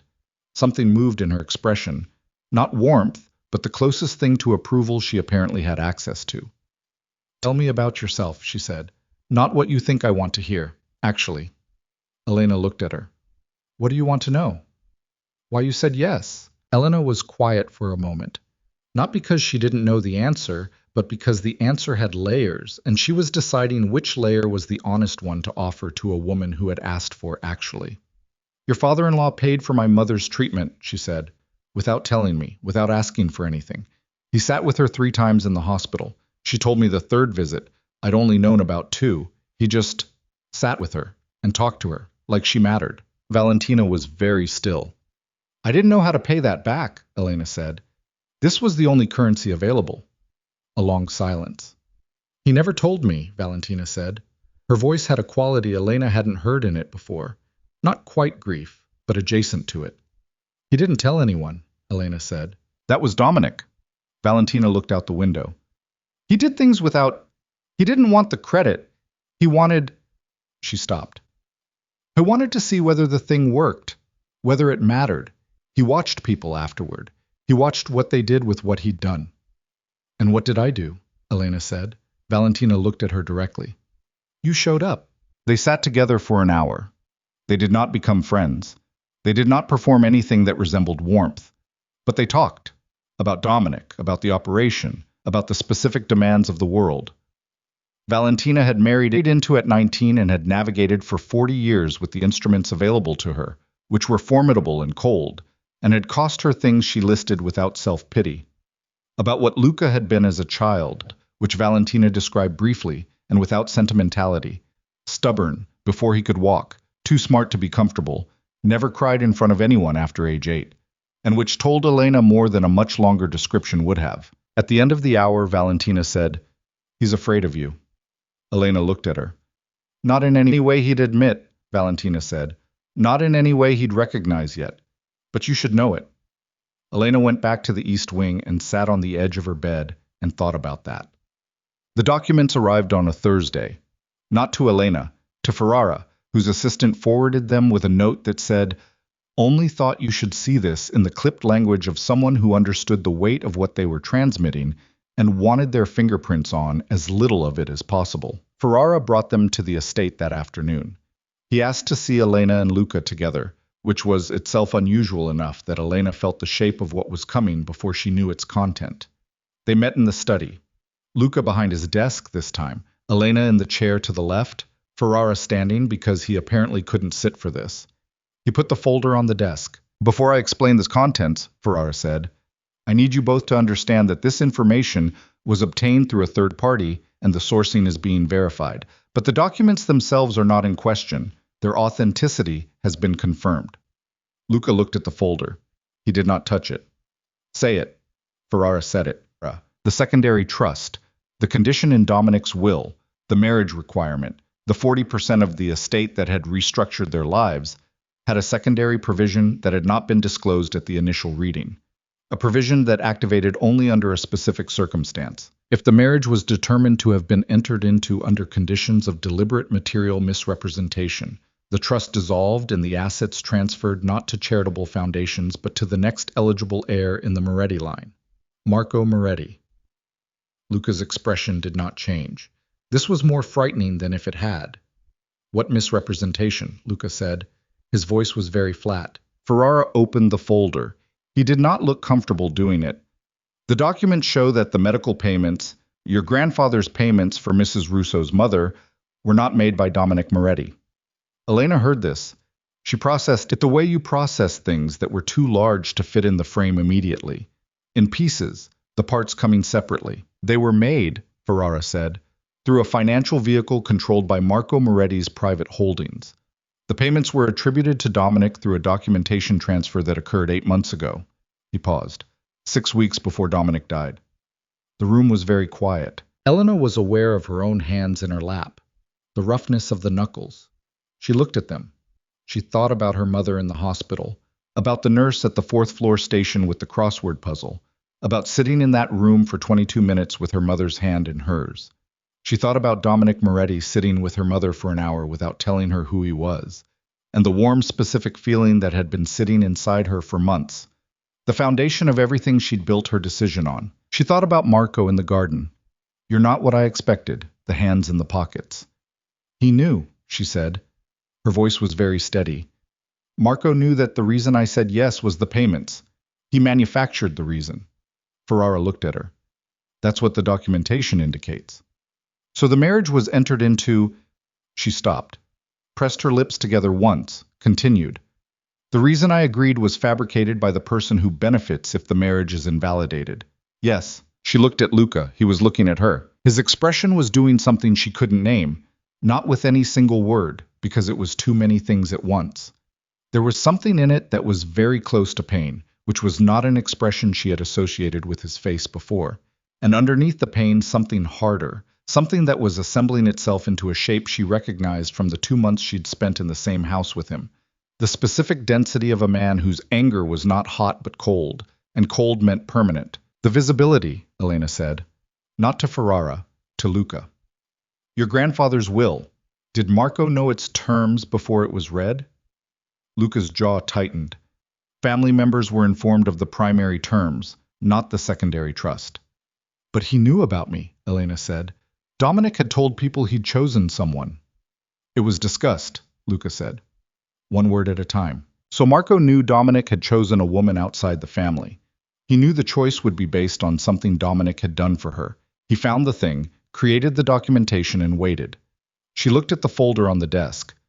When did your grandfather's cognitive state start declining? A silence. 8 months ago, Luca said. Same as the documentation transfer. Elena looked at the window. The grounds outside were November bare, the trees stripped down to their structures. She felt a coldness moving through her that was not temperature. It was the specific cold of understanding, the kind that didn't warm up. He needed me to enter the marriage believing in the debt, she said. Not for the marriage itself, for the challenge. He needed the marriage to happen so he could invalidate it. Ferrara said, the challenge would require a legal proceeding. It would be complex. How long would it take, Elena said, for a challenge like this to wind through the courts? Genuinely. Ferrara was quiet for a moment. 18 to 24 months, possibly longer. And during that period, she said, the secondary trust is frozen. The assets it controls are unavailable. The businesses that depend on those assets would be severely restricted in their operations, Ferrara said. She looked at Luca. He doesn't need to win the challenge. He just needs to file it. Destabilize the operation for 2 years while the legal proceedings tie up the capital.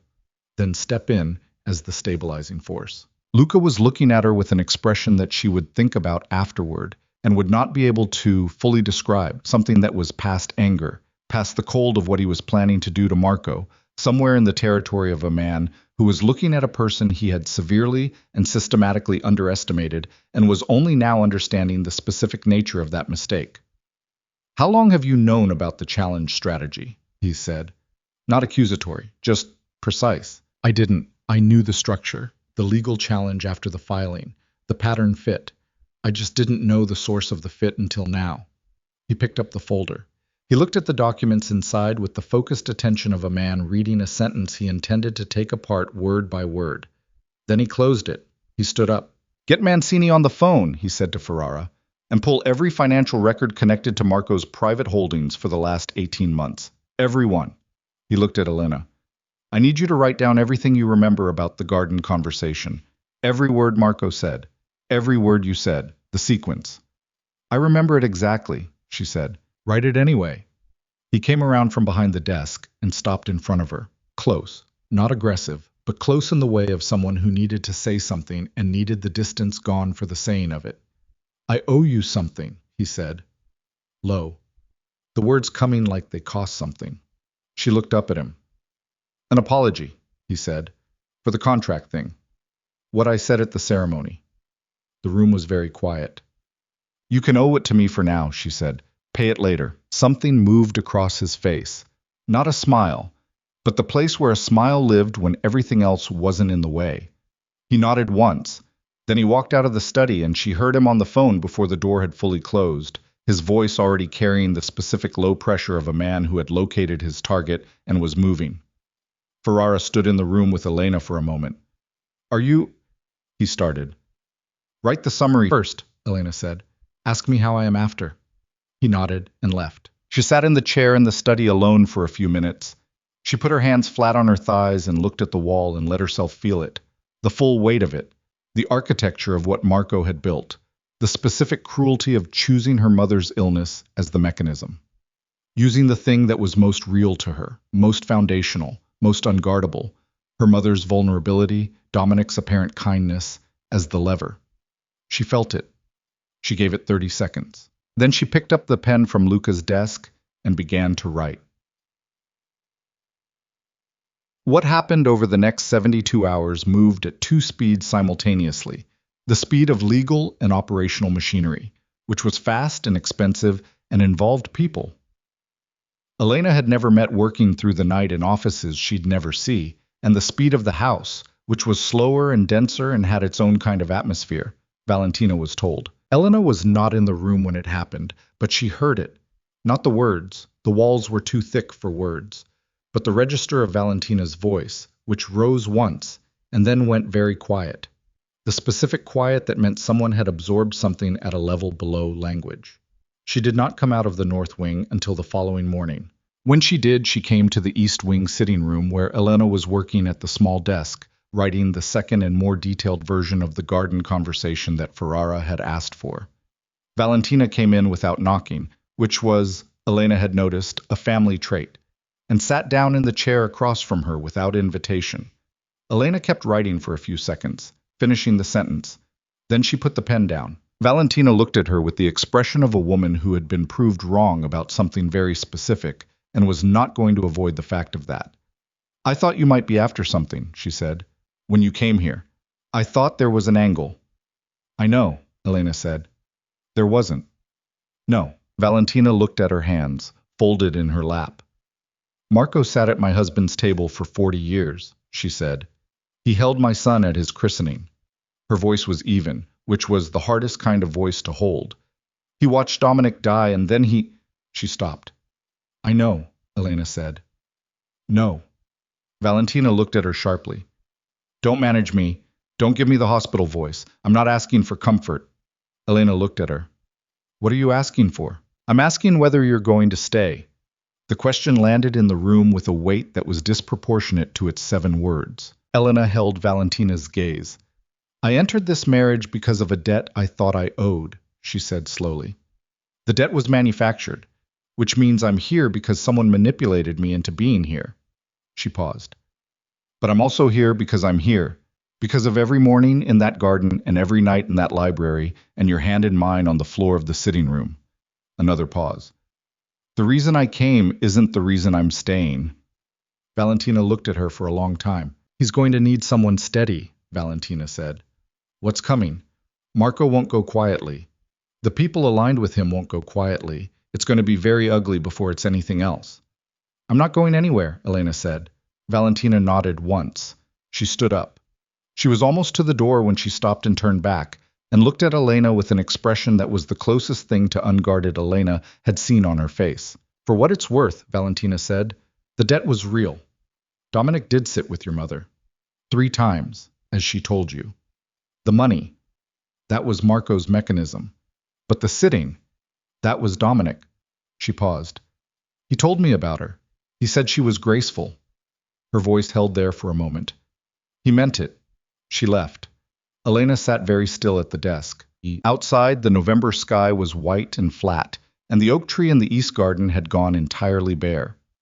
She could see Torres at his position near the gate, his breath faintly visible in the cold.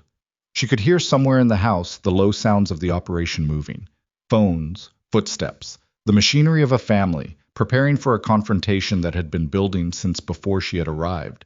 That had been building possibly since Marco Moretti had sat at a table that wasn't his and decided it should be. She picked up the pen. She kept writing. And somewhere in the house, behind a closed door, Luca Moretti was making the calls that would set the next phase of this in motion. And the territory they were all moving into now had no map and no margin and no version of itself that ended cleanly. The only way out was through, and through was going to break things. The meeting was called for a Friday, not by Luca, by the council. The 6 senior figures who constituted the Moretti Syndicate's inner governing structure, the men whose collective authority predated Luca's leadership, and whose endorsement had been, for 2 years, the foundation that his position rested on. They requested a gathering at the estate, formal, all parties present, to address what the summons described in careful legal language as concerns regarding the stability of current leadership and the management of family assets. Ferrara brought the summons to Luca on a Wednesday morning. Elena was in the study when he arrived. She had been there since early, working through the documents she'd been compiling for the past 72 hours, cross-referencing the financial records Mancini had pulled against the timeline of the New Jersey filing and the original will documentation. She had a system, not elaborate, just organized, the same way she'd organized the hotel's maintenance logs when the property manager had been too scattered to keep them straight. Everything in sequence, everything traceable. She looked up when Ferrara came in. She read his face before he said anything. Luca read it too. He was standing at the window with his coffee, and he turned when Ferrara entered, and he looked at the document in Ferrara's hand with the expression of a man who had been expecting a specific kind of bad news, and was now confirming that it had arrived. He read it. He put it on the desk. Marco moved faster than I expected, he said. He had the votes lined up before we found the documents, Ferrara said, possibly before the filing. He's been building this for... How many? Luca said. Ferrara paused. Of the 6 council members, 4 are committed to Marco's position, possibly 5. The room absorbed that. Elena put her pen down. 4 of 6 meant the meeting was not a discussion. It was a procedure, a formality designed to dress the removal in the language of institutional process, to make what was essentially a coup look like a governance decision. Luca would walk into a room with 6 men and find that the room had already been decided. Who's still his? Elena asked. Both men looked at her. Of the 6, she said. Who hasn't committed to Marco? Ferrara said Caruso, possibly DiNardo, though DiNardo owes the operation, Luca said. He's been owing it for 3 years on the Hoboken refinancing. He's not a yes for Marco unless Marco's offered to forgive the debt. Has he? Elena said. Working on confirming that, Ferrara said. She looked at Luca. If DiNardo's debt is forgiven by Marco's private holdings, there's a paper trail. Same financial vehicle that was used for the medical payment documentation. She paused. If that trail exists, DiNardo knows he's been bought with money that can be traced. That's exposure he didn't agree to. Luca looked at her. He doesn't know the source of the debt forgiveness, she said. If he did, he might reconsider what he's walking into. The silence in the study lasted 4 seconds. Then Luca looked at Ferrara. Find the trail, he said. Tonight. They found it by Thursday morning. Elena had not slept. She was not the only one. The estate had run through the night at a particular frequency. Lights in the study and the operations room until 4, cars in and out of the gate at hours that the security log would record, and that she had stopped trying to track individually. She had stayed at the desk in the study for most of it, which nobody had asked her to do, but which she had done because the alternative was lying in the East Wing, listening to the machinery of the house and feeling the specific uselessness of being uninformed. At 3 in the morning, Luca had come back to the study and found her still there. He had looked at her for a moment without speaking, not with irritation, not with the cold authority he'd deployed in the early weeks, but with something that was too tired to be anything except honest.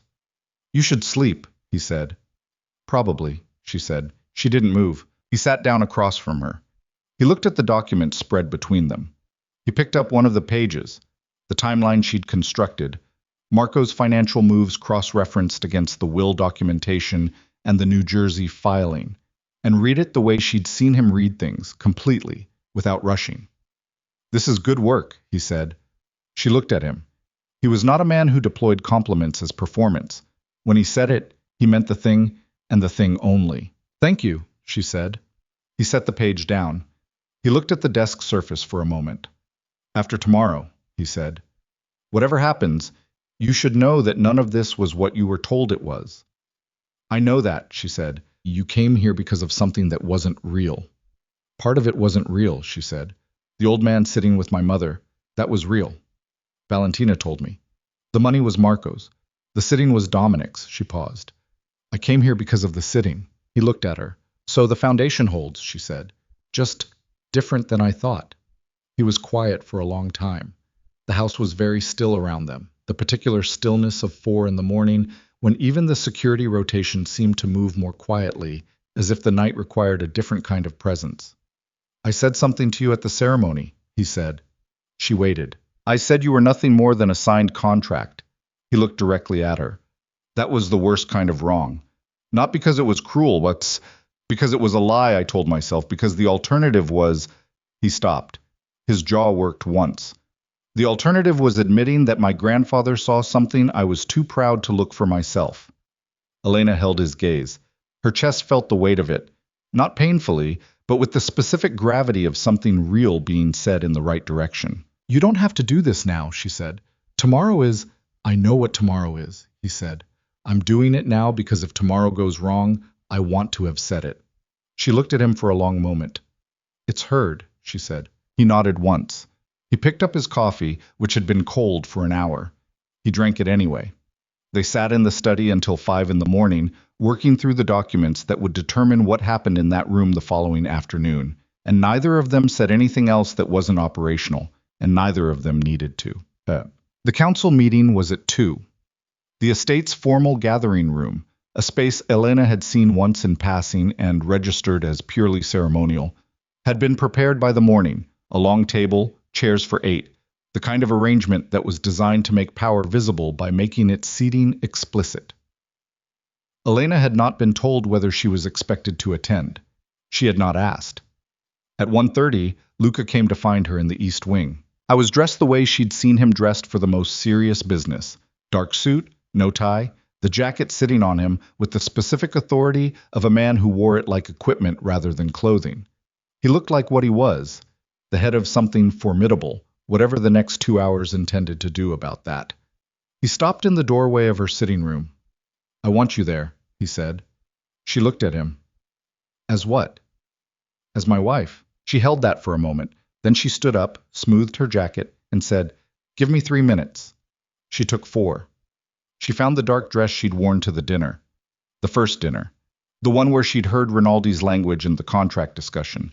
And put it on, because it was the clothes she'd been wearing the first time she'd understood something in this house that nobody else had caught. And that felt like the right armor for what was coming. She met him in the corridor. They walked to the gathering room together, and the house felt different around her than it had on any other day. Tighter, more charged, the staff moving with the careful efficiency of people who understood the stakes of the afternoon and had their own investments in the outcome. Torres was positioned at the corridor intersection outside the gathering room, which told her the security posture had been adjusted. She noted this and said nothing. The 6 council members were already seated when they entered. Elena read the room in the first 4 seconds. The two men on Marco's left, whose body language was the closed, settled posture of people who had already decided. The two on the right, who were more carefully neutral, which meant they were watching. Caruso at the far end, old, heavy-set, with the eyes of a man who had survived everything and was intending to continue, and the chair at the center of the far side, where Marco sat with his hands folded on the table and his expression composed into the careful warmth of a man who had rehearsed this. Marco looked at Elena when she entered. Something moved in his eyes, a calculation, fast and involuntary. And then the warmth reassembled. Luca sat. Elena sat to his right. Marco said, "We appreciate you coming." The plural of it was deliberate. It included Elena, which was a tactic, a way of making her presence a concession rather than a strength. "Let's not do the civility," Luca said. "Say what you called the meeting to say." A slight pause. Marco unfolded his hands. He looked around the table, performing the gathering of authority that came from having the numbers.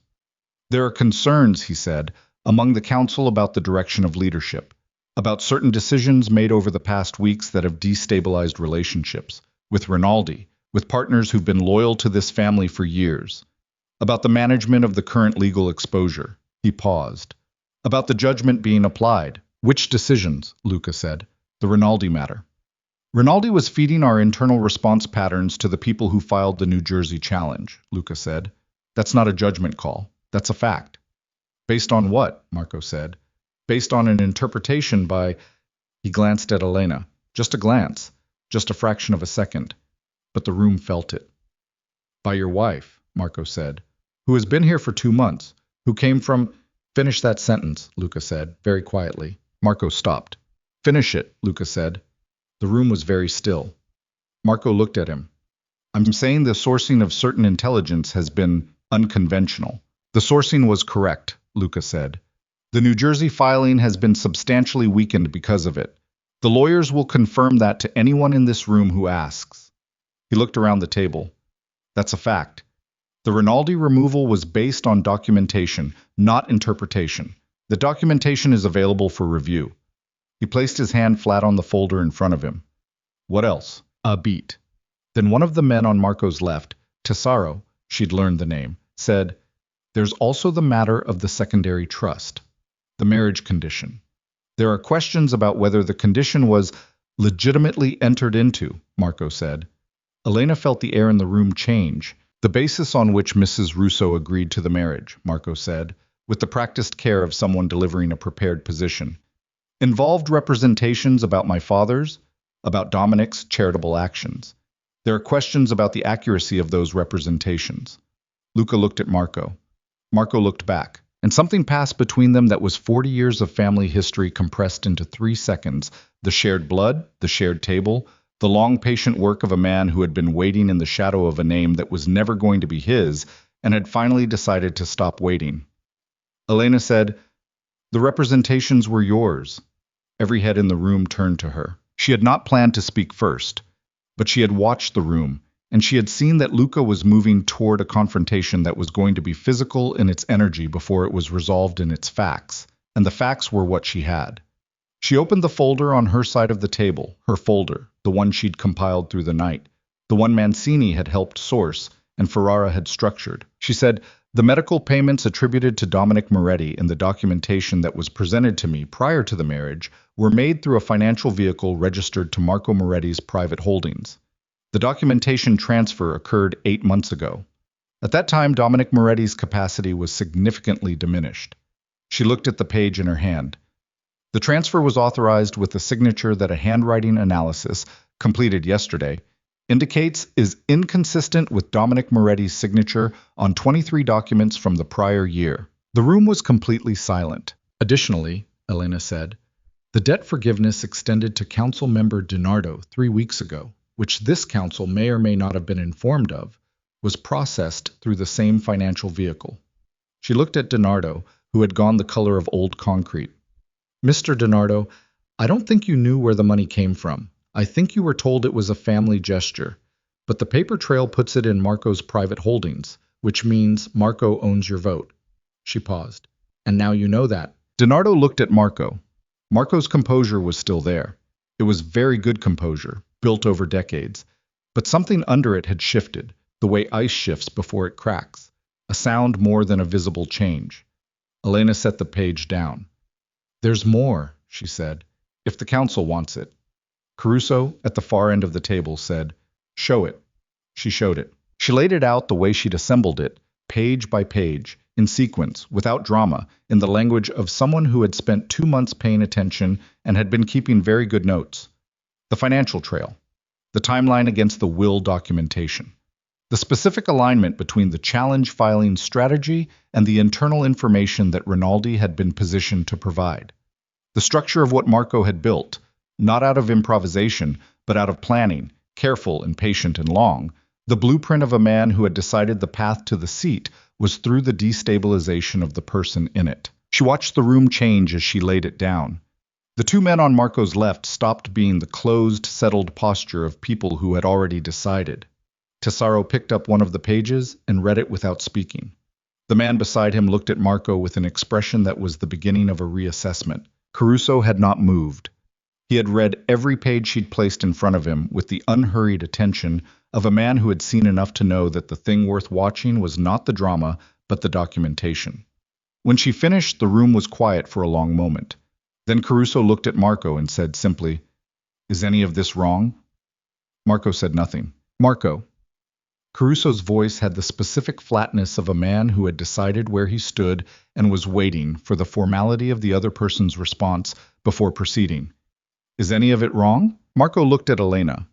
It was not the composed look of the opening of the meeting. It was something rawer, something that had given up the performance because the performance was no longer serving its function. He looked at her the way people looked at things that had stopped them, not with hatred, but with the specific frustration of someone who had built a very careful structure and was watching it come apart at the joint they hadn't reinforced. "You've been here 2 months," he said. "Yes," she said. "You came from—" "A hotel in Manhattan," she said. "I know. You've almost finished that sentence twice now." She looked at him steadily. "Finish it this time if you want. It won't change the documents." The muscle in Marco's jaw moved once. Luca said, "Step down from the council." Everyone looked at him. I was looking at Marco. Only Marco. The cold had come back into his voice. Not the performative cold of the early weeks in the estate, but the real thing, the thing underneath, the temperature of a man who had found what he was looking for and had no remaining doubt about what to do with it. "Step down," Luca said again. "Leave the estate. You'll have representation in whatever legal proceedings follow. But you're done here." Marco looked around the table. He looked at Tesoro, at Donardo, who looked away, at Caruso, who did not look away but whose expression had the finality of a door closed from the inside. Marco stood up. He straightened his jacket. He looked at Luca with the expression of a man who had lost and knew it and was deciding whether to lose gracefully or not. The decision took a moment. Then something in his face settled. Not into peace, nothing like that, but into the acknowledgement that the room was gone and the room was not coming back. He looked at Elena one more time. "My father chose well," he said. And she couldn't tell, in the moment, whether it was a concession or a curse or something else entirely. He walked out. The door closed. The room held the silence for 5 seconds. Then Tesoro put down the document he was holding. Donardo looked at the table. Caruso looked at Luca. "The council's position," Caruso said, "is unchanged." He meant unchanged from before Marco had moved to change it. He meant the chair is yours. Luca nodded once. Caruso looked at Elena. He held her gaze for a moment with the assessing eyes she'd felt on her since she'd walked into the room, and then he gave her the smallest nod. The acknowledgement of a man who did not give acknowledgements easily and meant them proportionally. The council filed out. Ferrara came in almost immediately. He had been in the corridor, which she had known, and began speaking to Luca in low, rapid sentences about next steps, legal proceedings, the communication to be managed about Marco's removal, the operational transitions required. Luca listened and responded and was already moving into the machinery of what came next, because that was what he did, because the machinery was always what came next. Elena sat in her chair at the long table and looked at the documents in front of her, and felt the adrenaline leaving her body the way it always left. Not dramatically, just a slow dropping of the ambient tension, a recalibration toward normal that left a specific kind of exhaustion in its wake. Her hands were steady. They had been steady through all of it. She was glad about that. She heard Luca's voice across the room, the operational voice, precise and fast. And under it she heard something else, a quality she hadn't been able to identify in the weeks she'd been in this house and could identify now, the sound of someone who had been fighting on two fronts simultaneously. The front everyone could see, and the front no one was supposed to see. The internal one, the one that had been running since the moment his grandfather had put a stranger's name in a will and changed the equation of his life. Torres appeared in the doorway and looked at Elena, and she read his face the same way she read all faces now, by habit, by reflex. And what she saw on it was not professionalism. What she saw on it, briefly, was something that was close to relief. He had been in this house for 6 years. He had watched what she'd watched, known what the stakes were, and he was standing in the doorway of the room where it had just turned, and his face showed it for exactly 3 seconds before the professional neutrality came back. She looked away to give him those 3 seconds. Luca finished with Ferrara. Ferrara left. The room went quiet. Luca turned.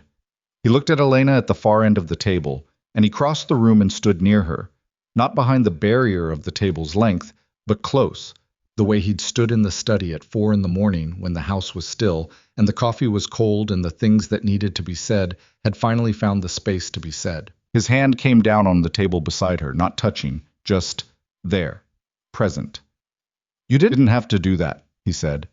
His voice was different from any version of it she'd heard. Still low, still his, but without the architecture of control that usually structured it. "Yes, I did," she said. He looked at her. "Why?" She looked up at him. "Because it was true. And because you needed someone to say it in that room who wasn't you." His jaw worked once. "Because," she said, more quietly, "this is my house too." He looked at her for a long moment. Then his hand moved from the table, and it found hers. Not a gesture, not a performance for any room or any audience or any contract. Just his hand, finding hers, the way one person reaches for another in the moment that precedes every other moment, when the walls have come down and the ground is uncertain, and the only thing that makes sense is the fact of another person being present and choosing to stay. She didn't pull away. She didn't need to analyze it. She just held on. And outside the estate, in the cold November afternoon, the last of the leaves were letting go of the oak tree, and the grounds were empty and very still. And somewhere in the house, Valentina Moretti was sitting in her chair by the north wing window, looking out at the gray sky. And she was not alone in the way she had been alone before. And in the gathering room at the long table, 2 people sat with their hands connected, not speaking, not yet, because what was coming next was going to require everything they had. And it wasn't over. Marco had walked out of the room. But Marco had not yet walked out of the war. Marco did not disappear quietly. That had always been the unlikeliest outcome, and nobody who knew him had genuinely expected it. He had walked out of the gathering room with the composure of a man accepting a temporary reversal, not a permanent one, and the difference between those 2 things was everything. The first move came 48 hours later, a legal filing, as expected, challenging the secondary trust on the grounds of misrepresentation. It named Elena specifically.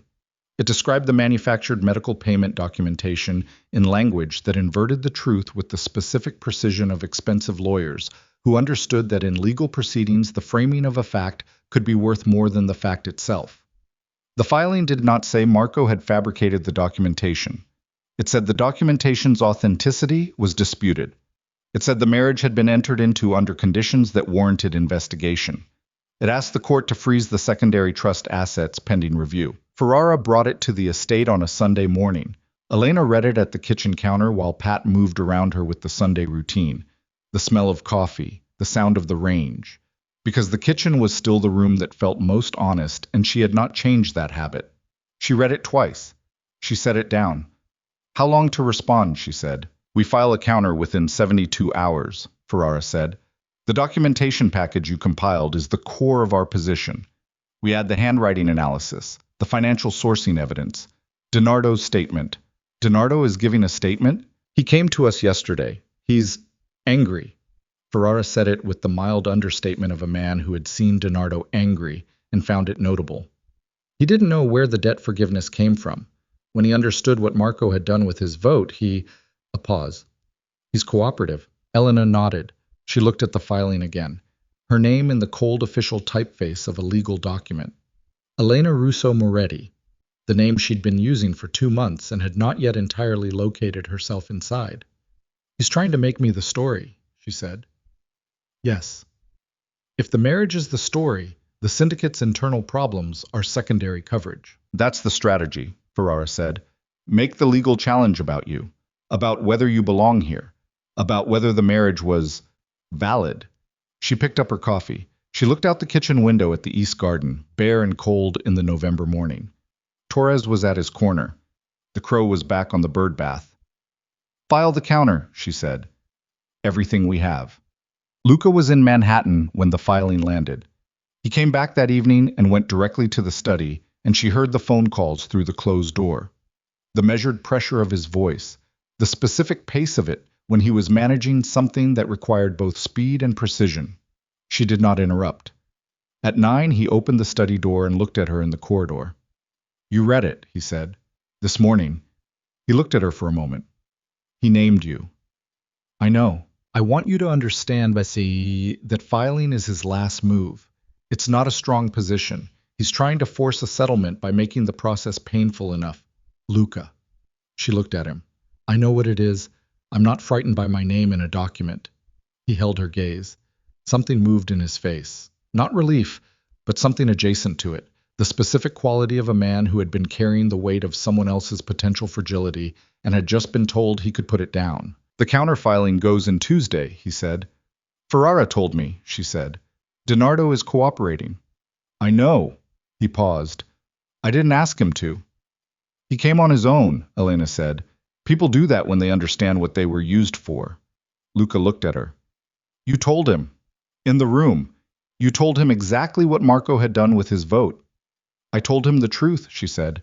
What he did with it was his. I was quiet for a moment. The corridor was dim, just the wall sconces, and the house was quiet around them in the way it got late on Sunday nights, when the operational machinery had slowed and the building was just a building. I need to ask you something, he said. She waited. If the challenge succeeds, if the court rules against us, the secondary trust dissolves. The assets go to Marco. The operation loses. I know what it loses. Elena. He said her name the way he'd started saying it, without the flatness of those first weeks, with a weight that meant he was being careful with it. If it goes that way, you walk away from this with nothing.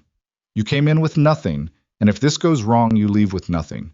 And I put you in the position where that's a possible outcome. She looked at him for a long time. You didn't put me here, she said. Marco put me here, and Dominic put me here partly, and I put myself here because I made a choice with the information I had. She paused. I'm not interested in protecting myself from the consequences of the choice. I'm interested in making sure the right outcome happens. Why? He said. And it was a real question, not rhetorical, not challenging. He was asking the thing that was underneath every other thing. Why, after everything, was she still standing on this side of the line? She looked at him for a long, quiet moment. Because it's right, she said. And because... She stopped. Started again, more slowly. Because somewhere in the middle of all of this stopped being an arrangement I was honoring a debt through. It became something else. She held his gaze. You know that. You said it to me at 4 in the morning when the coffee was cold. He did know. She could see that he knew. He crossed the space between them in the corridor. He stopped close, the same close as the table in the gathering room, the same close as the study at 4 in the morning. And he looked at her with the open-faced exhaustion of a man who had spent 32 years building walls and was now standing on the other side of all of them looking back. I'm not good at this, he said. I know, she said. I'm going to be bad at it for a while. Probably, she said. And you're staying anyway. She looked at him. I'm staying anyway. He put his forehead down against hers. Just that.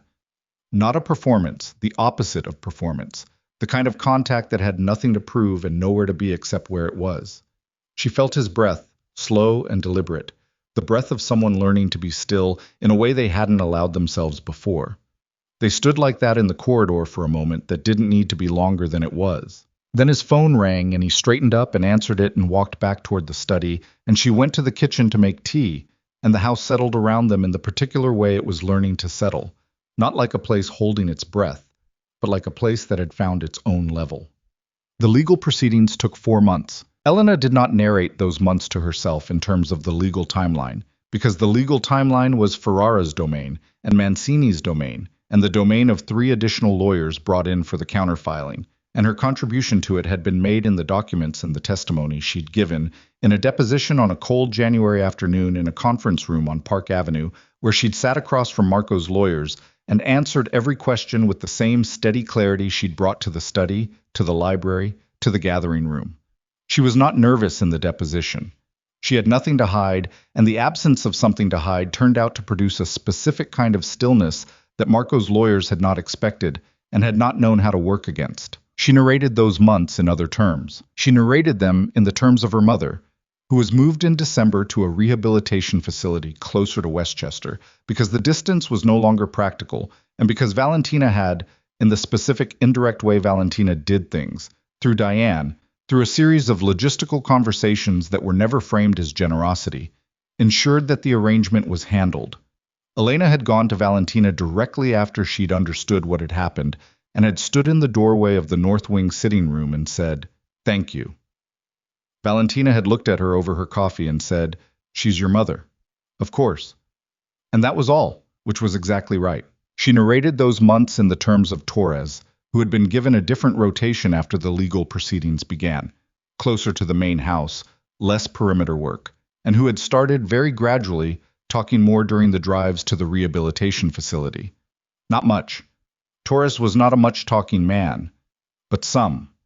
About the neighborhood he'd grown up in, about his daughter who was 7 and was learning to read, about the 6 years he'd spent at the estate and the things that had and hadn't changed in them. Elena listened and remembered, because that was what she did. And one morning she arrived at the car to find Torres had brought 2 coffees instead of 1, and she had taken hers without comment, and they had driven to the facility in the specific comfortable silence of people who had stopped needing to explain themselves to each other. She narrated those months in the terms of Luca, who was, as he had warned her, bad at it, who went long stretches in the operational intensity of the proceedings, where he was distant and absorbed and present in the house but not always present in the human sense, and who surfaced from those stretches with the slightly disoriented quality of someone who had been underwater and was relearning the air, who one evening came to find her in the library and sat down and said nothing for 20 minutes, and then said, without preface, "I haven't slept more than 4 hours in 11 days. She had looked at him and said, "That's not sustainable." He had said, "I know." She had put her book down. She had said, "Come on." And she had taken him to the kitchen and made the same thing she always made when she couldn't fix a situation. Eggs, toast, something simple. And they had eaten at midnight in the kitchen with the lights low and the house quiet. And he had slept 7 hours and had not mentioned it afterward, and she had not required him to. She narrated those months in the terms of the small things that accumulated into something that didn't have a name yet, but had a shape. The way he had started leaving the study door open in the evenings. The way she had started sitting in the chair nearest the window rather than in the east wing.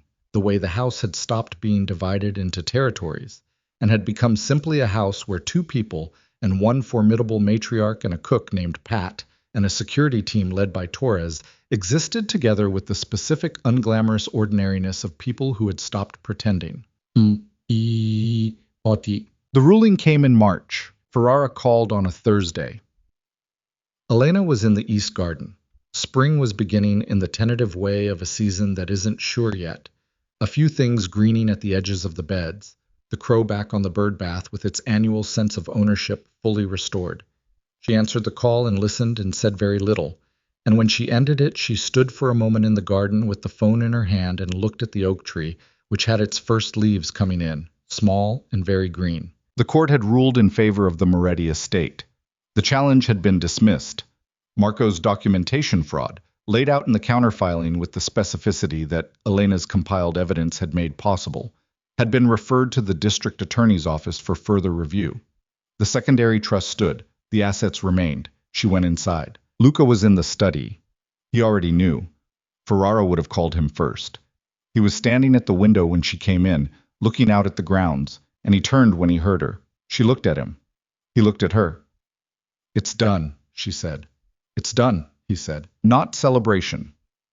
Neither of them were people who celebrated in the loud, released way of people for whom the tension finally breaking was purely relief. For both of them, it was something quieter.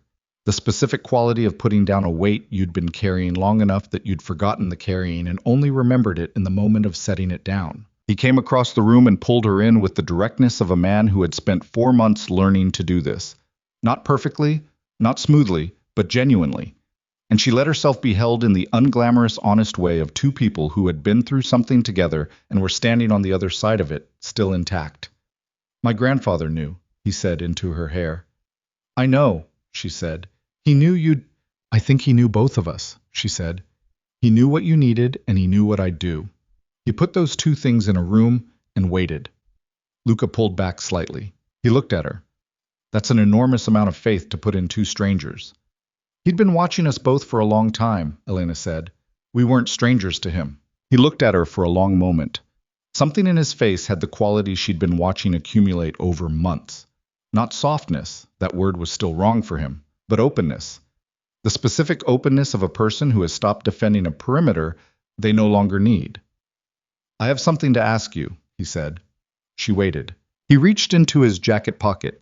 He held up a ring, not her wedding band, not the one he'd put on her finger in that ceremony with the 140 people and the cold words whispered close to her ear. A different one. Simple, platinum, with a quality of having been chosen rather than delegated. Not because of a will, he said. Not because of anything except, I want you to have the right one. From the right place. She looked at the ring. She looked at him. You're not getting down on one knee, she said. I'll do it if you need me to. I don't need you to. Good, he said. My knees are bad, she laughed. A real one, the kind that didn't have any performance in it. And he looked at her laughing with an expression that was the closest thing to unguarded she had ever seen on his face. A man who had allowed himself to be seen finding something funny, finding something worth the laugh, and finding that the finding of it didn't cost him anything he couldn't afford. She held out her hand. He put the ring on her finger. It fit. The gathering in the estate's grand hall happened on a Saturday evening in late April, when the grounds had come fully into spring and the oak tree was in proper leaf and the east garden had things growing in it that Elena had planted in February with the groundskeeper's help. Practical things, herbs mostly, because she was constitutionally incapable of gardening for purely aesthetic reasons. It was not a large gathering, 30 people, maybe slightly more, the council members who had stood on the right side of things, a small number of the operational family whose loyalty had been tested and confirmed, the household staff who Luca had included without being asked, because Elena had told him once that the people who kept a house running were part of the house, and he had heard that and stored it and now was using it.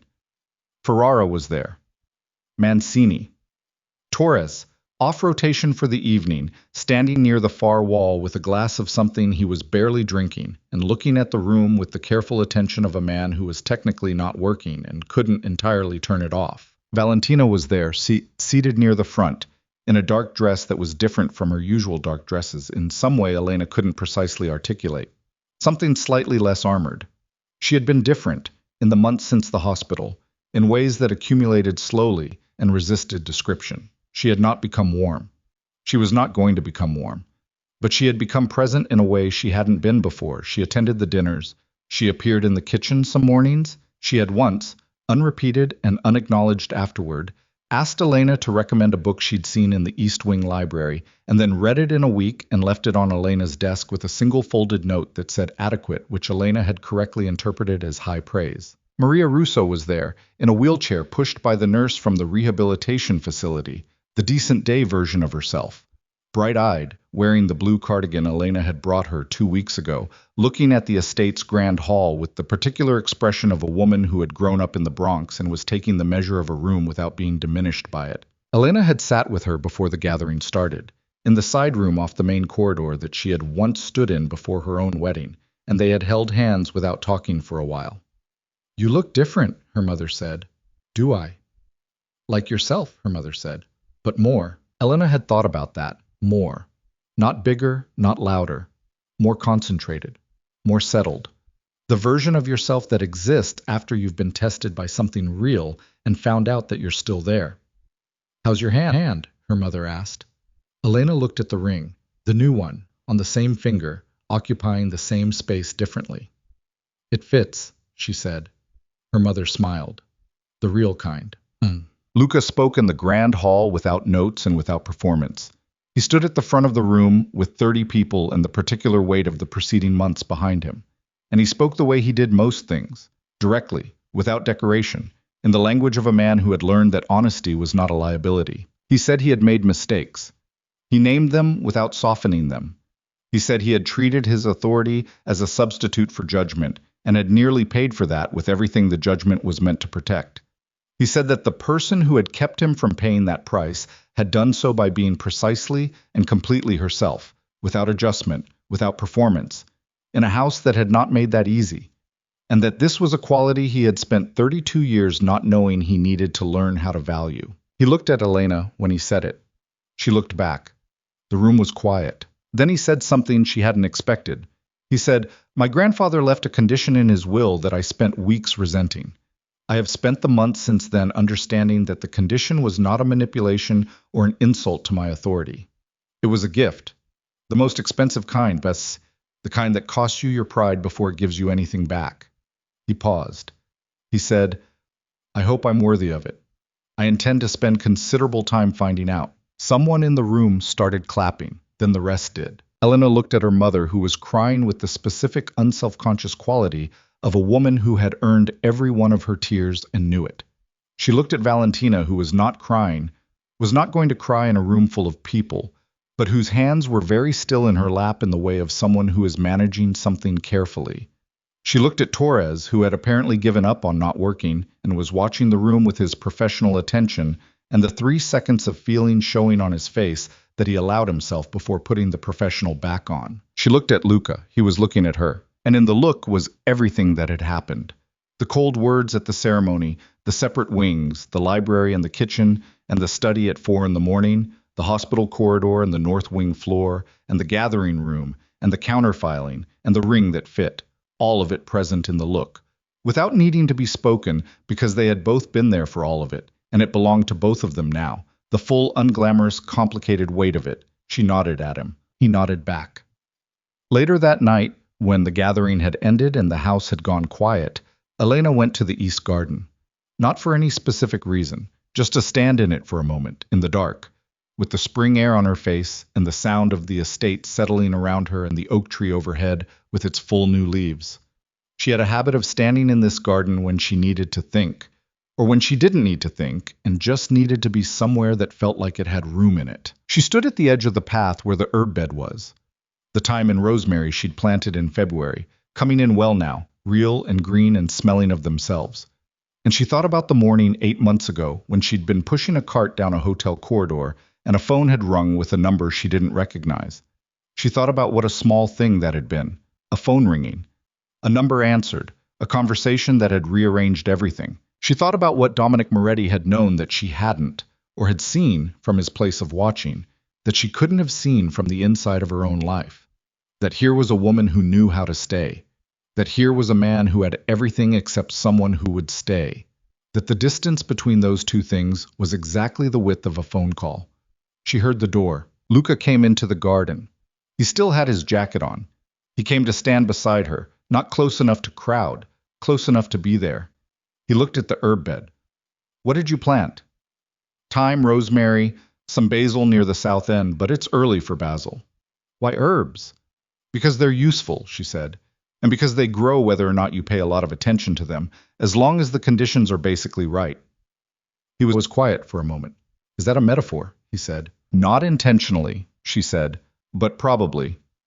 He looked at her sidelong. Something moved in his expression that she had learned to recognize.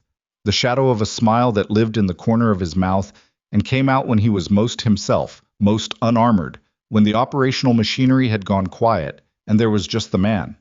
She looked up at the oak tree. The leaves moved in the night air, small movements, the sound of something alive doing what it did. "My mother called you adequate," she said. "I know," he said. "Ferrara told me. He seemed to think it was good news." "It's excellent news," Elena said. He looked at her. "She never called my father adequate." "No?" "She called him necessary." A pause. "Which is different." Elena considered this. Adequate is better, she said. Necessary is dependency. Adequate is, she's decided you'll do. He was quiet for a moment. She's decided you'll do, he said. Not me. Elena looked at him. I know, she said. I'm including myself in the adequate. Something in his face shifted fully into the smile. Not large, not performed, just real, the way real things looked on his face now that she knew what real looked like there. He reached for her hand. She gave it to him. They stood in the garden in the dark for a while, not talking, not going anywhere, just standing in the spring night with the house behind them and the grounds around them and the accumulated weight of 8 months under their feet like ground, uneven, complicated, built from things that had broken and things that had held, and the hard work of learning the difference. Elena thought about the contract. The original one, filed in Ferrara's office, the document that had begun all of it. She thought about what it had been and what it had become. And the distance between those two things, which was the distance of every kitchen and library and hospital corridor and garden conversation that had happened in the space between. She had not come here for love. She had come because a man she'd met twice had done something decent, and she had wanted to honor it. She had not expected to find herself here, standing in a garden in the dark, holding the hand of a man who had called her a contract and had spent months learning to call her something else. Something that still didn't have a clean word but lived in the way he said her name now, in the way he came to find her when the machinery of his life quieted, in the way the house had changed around her until it felt, not hers exactly, but inhabited, occupied in the real sense, the sense that meant something lived here now that hadn't before. She thought about her mother in the blue cardigan. She thought about Valentina's note. She thought about Torres and his daughter, who was learning to read. She thought about the herb bed, and the thyme, and the rosemary, which were growing because the conditions were basically right. She thought about Luca Moretti, who had sat with her mother in a hospital room for an hour without telling her who he was, and had watched Elena afterward to see what she would do with the thing he'd done, and had watched her pay attention, and remember, and feel the weight of it, and had decided that was enough. That the woman who paid attention and felt the weight was the woman worth the gamble. She hoped he'd been right. She thought he had been. The oak tree moved overhead. The night was cool and clear, and above the estate the sky had opened up, the city's ambient light fading at this distance, and there were stars. Not many, never many this close to the city, but some. Enough. Luca's hand was warm in hers. She did not say anything. She did not need to. Some things did not need language. Some things were most completely themselves in the quiet, in the standing in a garden in the dark, in the warmth of a hand, in the sound of a house that had stopped being a fortress and become a place where two people were learning imperfectly and honestly to be in the same world. That was enough. That was, in the end, what everything had been about. Not the empire, not the contract, not the will and the war, and the long, complicated machinery of the Moretti name. Not even the love, exactly, though the love was there now, real and undecorated, as honest as the time in the ground. It was about this. Two people standing in the same garden, in the same dark, choosing to stay. She squeezed his hand. He squeezed back. The night held them. The story ended here, not with resolution as a closing door, but as an open one. The kind you walk through without knowing exactly where it leads, which is the only kind worth walking through.